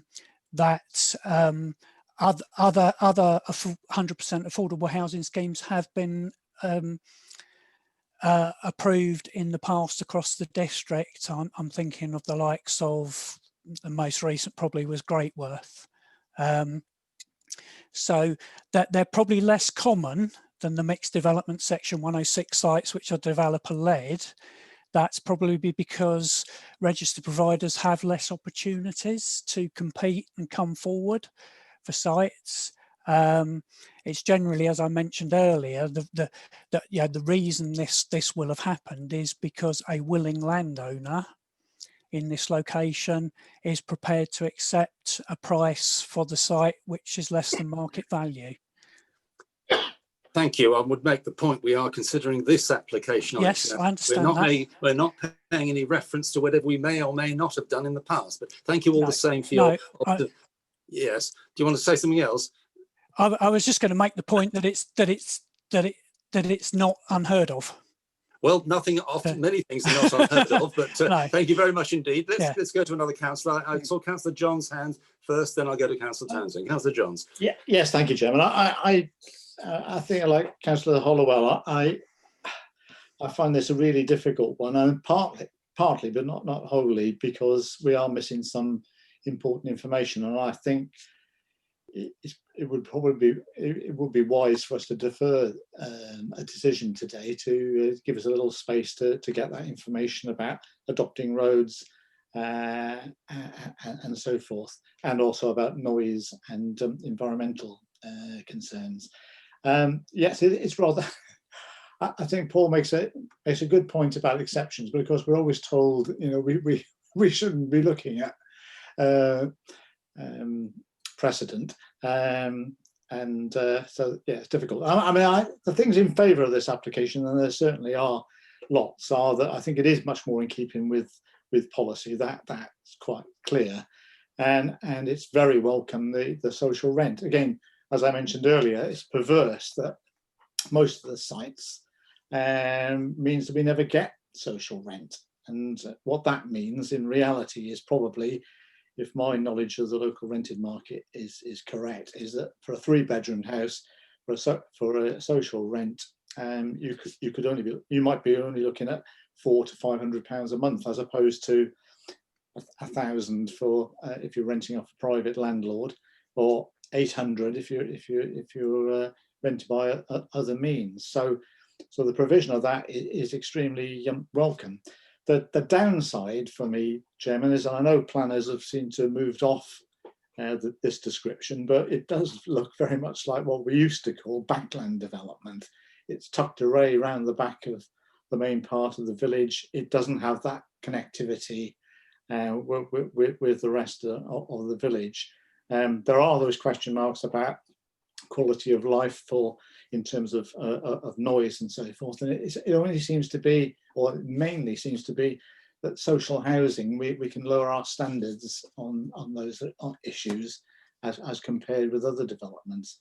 But overarching that, again, it's tantalising, the offer of social rent and shared ownership, but the problems still remain in terms of sustainability of Paulsbury.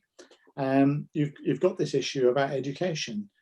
No child moving into a development on this site is going to stand very little chance of getting in at Spon because there just aren't going to be the places there. They're going to have to travel further afield.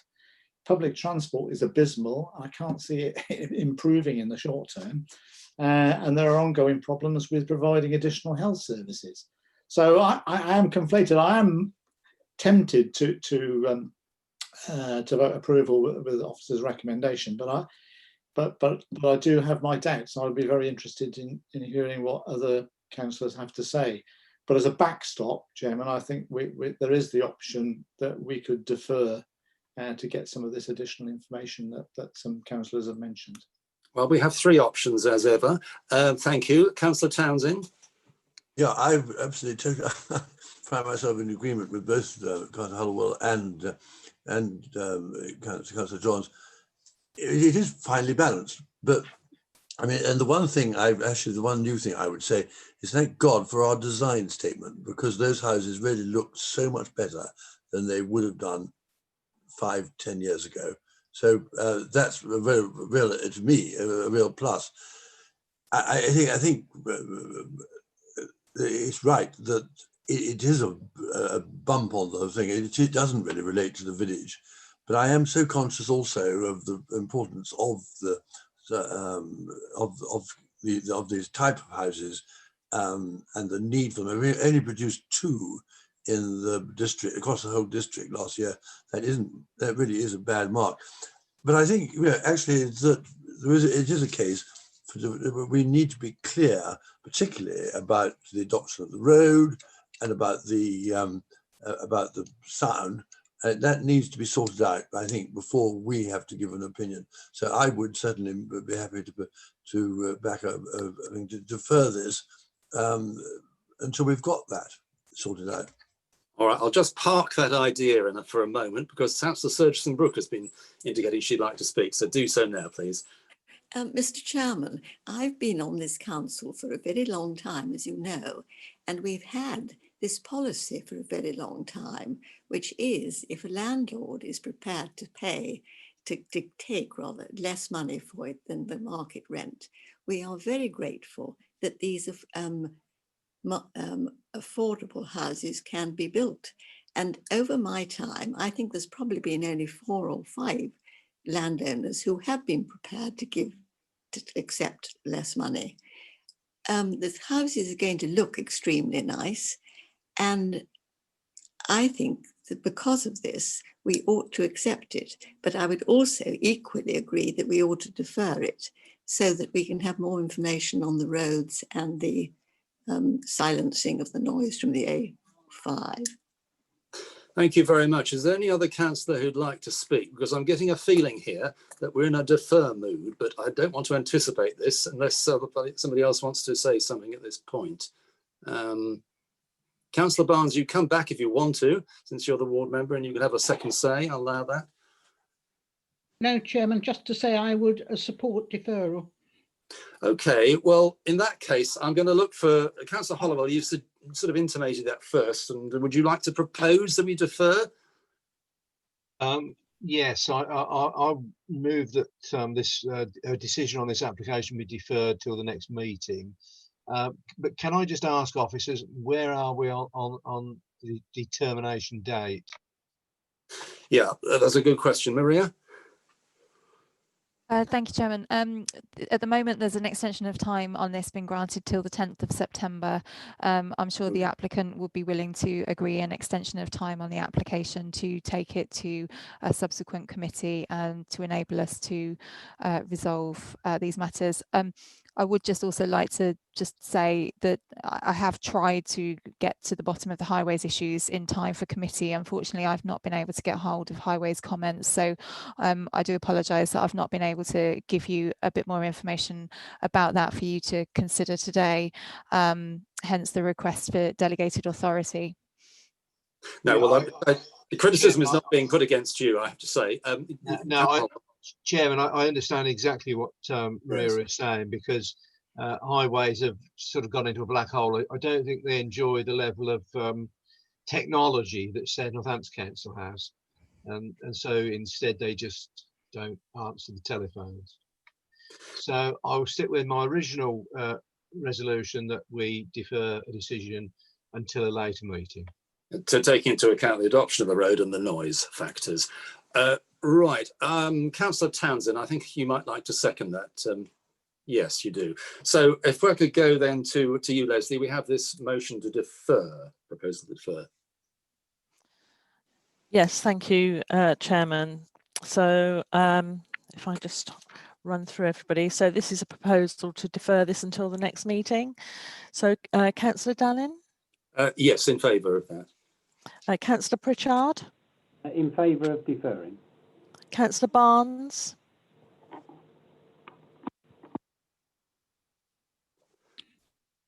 In favour of deferral. Councillor Budden? Favour. Councillor Clark? In favour. Councillor Hollowell? In favour. Councillor Johns? In favour. Councillor Samiotis? I will have to abstain as I lost connection for half of the meeting, or half of the Thank you. Councillor Surgeson Brooke? In favour. Councillor Townsend? In favour. Councillor Wiltshire, sorry, Elaine Wiltshire? In favour of deferral. And Councillor Paul Wiltshire? In favour. That's for deferral then, Chairman. And that will come back to our meeting on the 1st of October, I take it, in order to expedite matters and reach a decision. Yeah. Thank you. All right, noted then. We'll move on to our third application for the afternoon, which is land east of Northampton Road, Yardley Gobian, and the case officer is Peter Gittins. Your turn, Peter. Thank you, Chair. Committee. Okay, this is an application for a proposed change of use of land to create a 4-pitch gypsy traveller site comprising the siting of 1 mobile home, 1 touring caravan and the erection of 1 day room per pitch. I'll just try and share my screen with you so we can see the site plan. Just bear with me.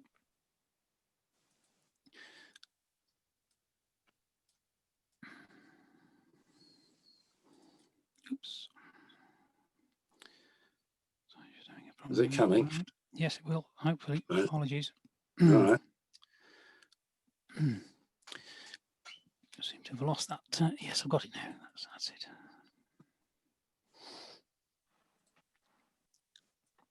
Okay, nearly there, hopefully. Let's try that again. Share screen. That's very, very strange. Ah, there we are. Good. Can you see that now? Yeah, we can see your. Oh, marvelous. Right. That's pleased me. Okay, so that's the general location plan. For, No, we for can't see the site. actual location. All we have is a list of various things on your. Oh, right. file. Okay. Let me So you can open click on the location plan up and see. I don't know why that's misbehaving. I'd open these in advance so that I could just. I think you're sharing your window of folders rather than the screen itself. So stop sharing, you think, Paul? Stop sharing and then share a screen, not a Stop window. sharing. Okay. And then share this screen.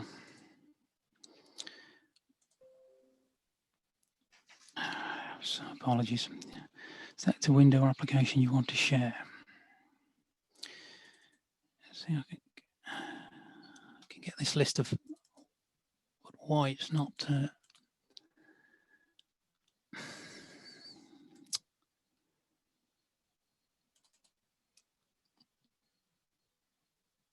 Paul, can you also put it up on your screen instead or something? Not really. It's in my documents. I don't know why this isn't performing. Okay, Well, if it isn't, you better just talk us through it and describe. Yes, yes, okay. I apologise. Apologies to the committee there. Yes. Okay. So it's to the north of Yardley Gobian. It's adjacent to the main road. It's distance from Yardley Gobian to the north, and the development boundary. The main road is a 60-mile-an-hour road, fast road, and as you'll see from your committee pack, the site is joins very close to the road, just separated by some hedging. It's a shame I can't get these plans up. Aerial photograph, yes, it shows very similar Yardley Gobin, and then the location of where the application is the other side of the A508 as from Yes. the Yardley Gobin, isn't it? Oh, Yes. now we've got That's correct. I mean, the location plan and the aerial photograph will be in your committee packs. I've just, Peter, for your benefit, I've just put on the block plan of the site onto the screen. Hopefully everybody can see that. Yeah. Let me close the tab. Oh yes, thank you very much, Paul. That's very kind of you. Yes. So this is the proposal then for the 4 pitches there, and each wants to have sorry, where's that disappeared to? Can you all still see that? Well, we can just see PowerPoint at the moment. Yes. On Oh, sorry. Yes. So if you could go back to the view we had of where that right-hand square. Thanks, Paul. Yeah, sorry. I was just going ahead to the photos, getting that ready. Sorry. Oh, yes. Teamwork. Yeah.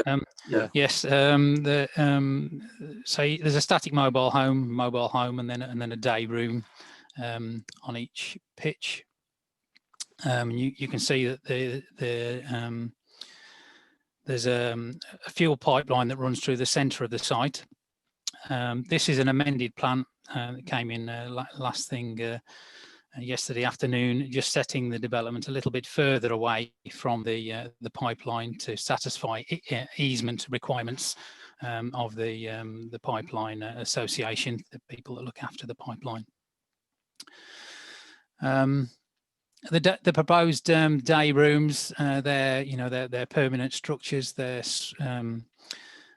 smaller than was previously proposed. I'll come to that. That they have just a wash toilet area and then a lounge type area in them. Okay. So you'll see it's located in the open countryside here, a special landscape area. And there was a previous application on here in 2017, which was refused, and there was no appeal was lodged. It's subsequently been necessary for us to serve an injunction on this site, which was accepted by the courts, and that prevents the siting of caravans for residential purposes together with any associated development, and that injunction remains effective. And the owner has complied with the requirements. I mean, the photograph that I was going to show just shows an open site in any case, bounded by hedges with trees in the background. I think it's number 5 there, Paul, if you can just click on that one I was going to look at. Yes. It has been cleared recently, but the vegetation has started to come back once again.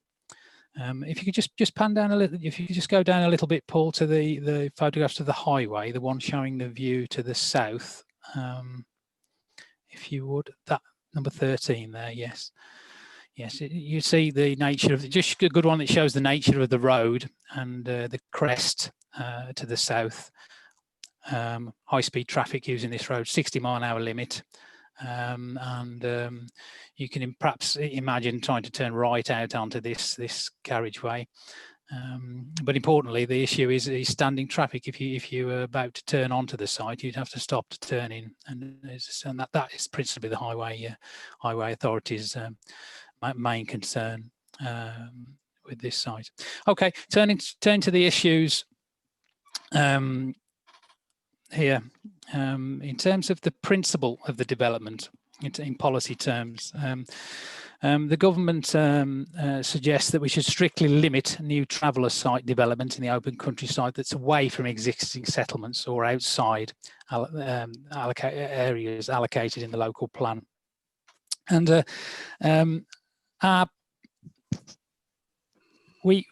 our policy team have confirmed that there's the Gypsy and Traveller accommodation assessment in 2017, the updated version, says that we have no need for Gypsy and Traveller sites in our area.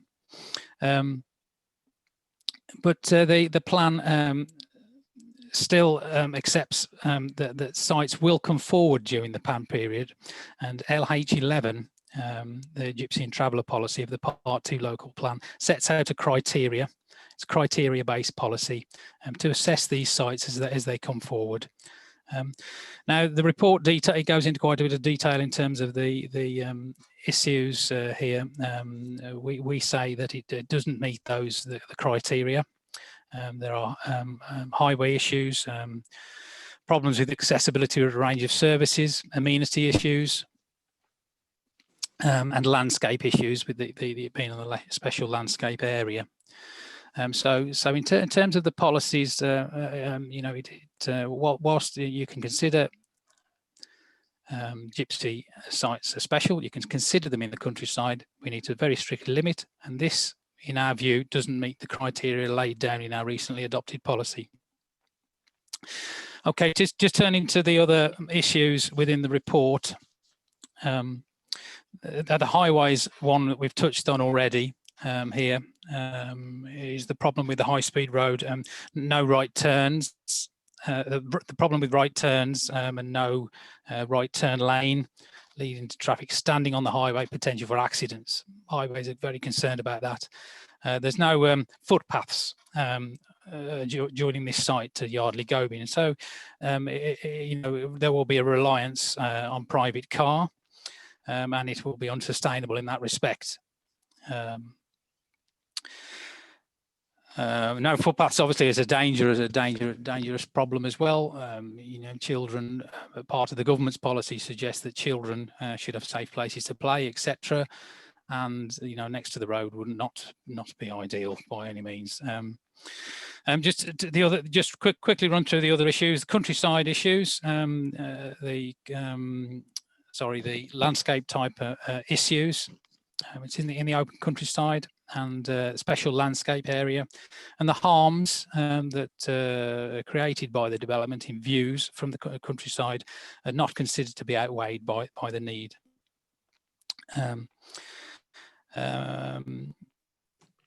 There are amenity issues. It's very close to the main road. There'll be issues of traffic noise, which won't be easily mitigated given the nature of the development. In terms of mechanical ventilation, for example, and caravans, it's not going to be an easy thing to achieve if at all, and it's very close. There's also the pipeline that runs across the site and issues regarding maintenance and effect on amenity, and potential for noise and fumes from that pipe. There may be ecological issues. Whilst the site's been recently cleared, there are hedgerows and trees and potential for potential species, and no survey has been submitted with this application. Something else I wanted to point out in terms of the our policy, LH11, Gypsy and Travellers and Show People. Part of the second part of that suggests that applicants need to be able to demonstrate need. They need to be able to demonstrate a lack of alternative accommodation and an accompanying statement, and that hasn't, and in my view, that hasn't been satisfied by this application. We don't have that sort of statement. We know a little bit about the applicants. One of the applicants' children may have some health issues, but not where they're currently living or why they need to now move to this site, and what those very special circumstances, are. So I've recommended this one for refusal for the reasons stated at paragraph 11 of the report. All right. Well, thank you very much indeed. Yeah, thank you. That's Peter Giddins. Thank you. Well, now I believe we have the ward member who's going to speak to us about this. So, Councillor Ian McCord, good afternoon.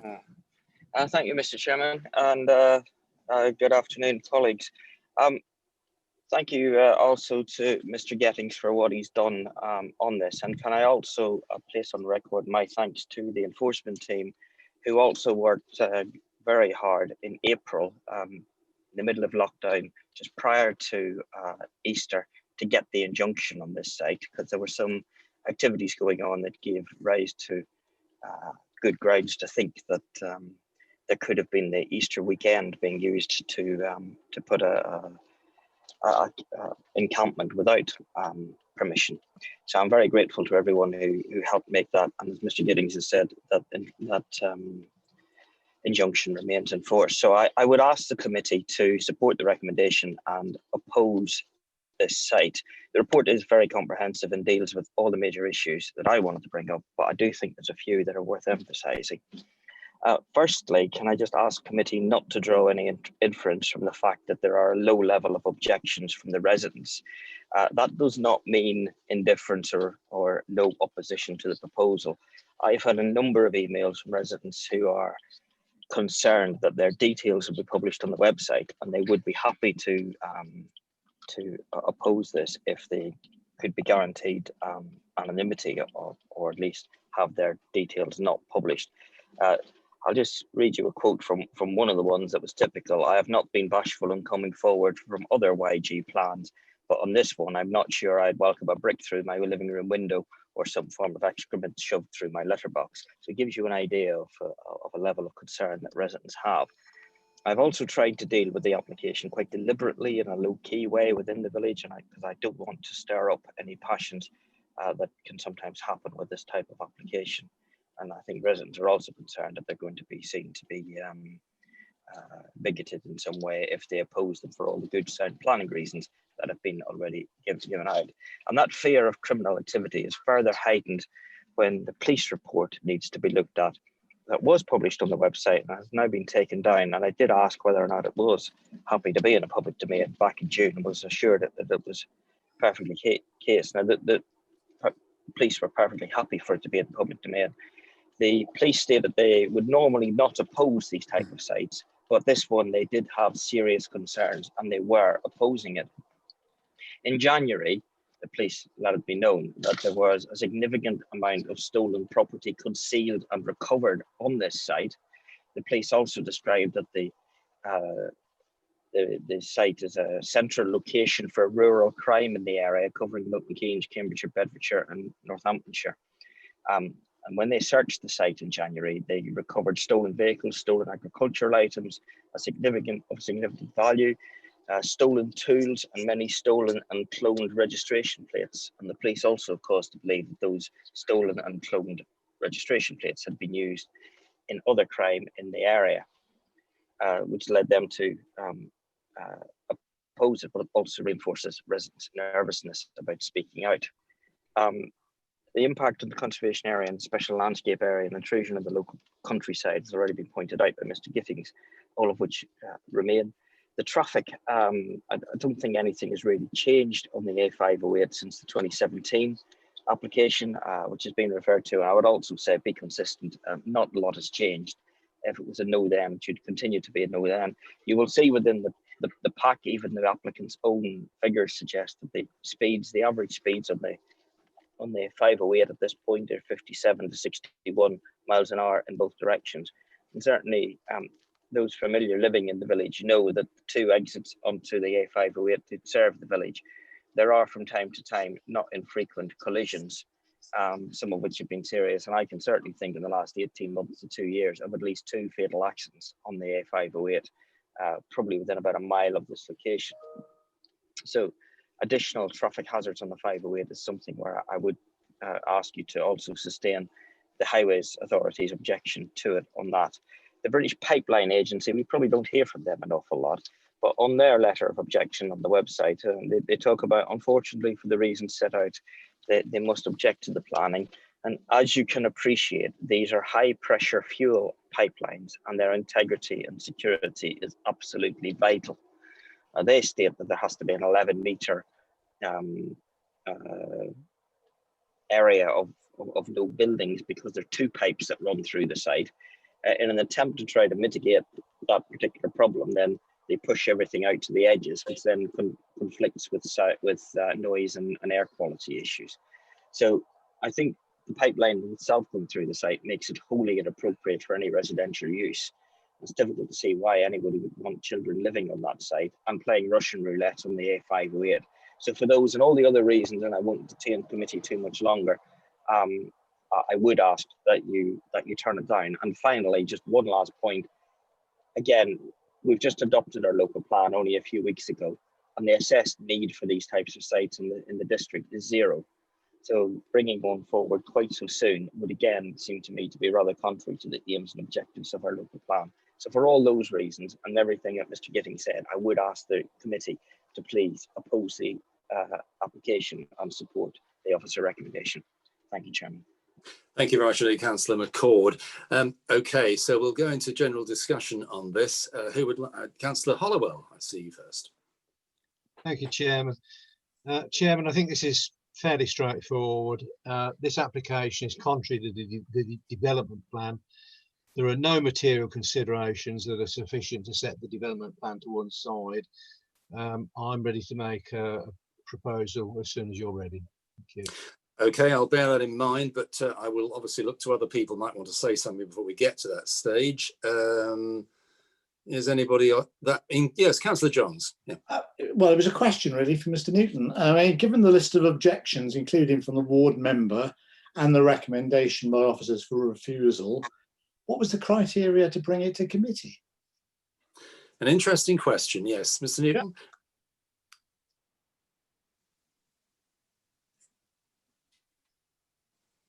Sorry, bear with me. I was awake. I'm glad to hear it. Yeah. That should be set out in the report. So I was scrambling to try and find where it says why. Significant departure from the development plan. Chairman, can I help out with that one? I specifically asked also that it would come to committee because I'm well aware as being leader of the council, I would want this to be done in an open and transparent. Yeah, I'm grateful to you because indeed you did refer that it was done in the background. Yeah, I think that's the answer. It was referred by the. I am burdening. I appreciate I am burdening the committee, but I wouldn't want anyone to think it would have happened in somebody else's ward. It just can't happen in mine. No, that was the reason. That was the reason for the question. For ward members to bring an application to committee, you have to complete a form and make the case. The question for Mr. Newton was, what was the criteria used? Indeed. What is the answer then, Mr. Newton? Locally controversial, I believe. Hang on, no, hang on, Councillor McCord. It's Jim Newton. It's like a question put to him. Okay. Well, I don't have that form in front of me. However, within the context of the application, I think to approve it would be contrary to the development plan. It would be a significant departure from the development plan, and it's. My knowledge of it was that it was locally controversial. We had, as you've already heard, we had previously served an injunction on the site to prevent it being developed, and it seems well. You'll be aware, members, that there is a delegated power to me to refer an application to committee if I consider it to be locally controversial anyway. So I don't have any concern with it being considered by committee instead of being a delegated decision, if that's where we're going. Well, so all right. So you referred it in effect. Councillor Johns, do you want to come back or are you bothered? I will note with future applications, Chairman, but it certainly seems to be a bit of a departure for me. At least the ward member is present for the meeting, which is good. As ever, indeed, always good. Yes, thank you very much. Anybody else want to say anything? Because we have got a proposal. But we haven't got a seconder yet. Anybody else want to speak? Yeah, Councillor Townsend. Councillor Townsend, you're not on mic yet. You are. I'll second that. Oh right. Do you want to say anything before you do? No. No. All right. Well, I take it you basically go along with what Councillor Hollowell said. In that case, we do have a proposal to accept the officer recommendation proposed by Councillor Hollowell, seconded by Councillor Townsend, namely to refuse permission. Leslie Farrell, do you want to go through the running order with us, please? Yes, thank you, Chairman. So this is to go along with the officer recommendation of refusal of this application. So Councillor Dallin. Yes, for refusal. Councillor Pritchard. For refusal. Councillor Barnes.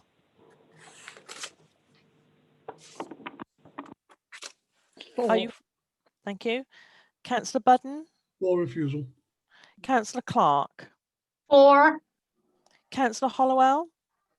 For. Councillor Johns. For refusal.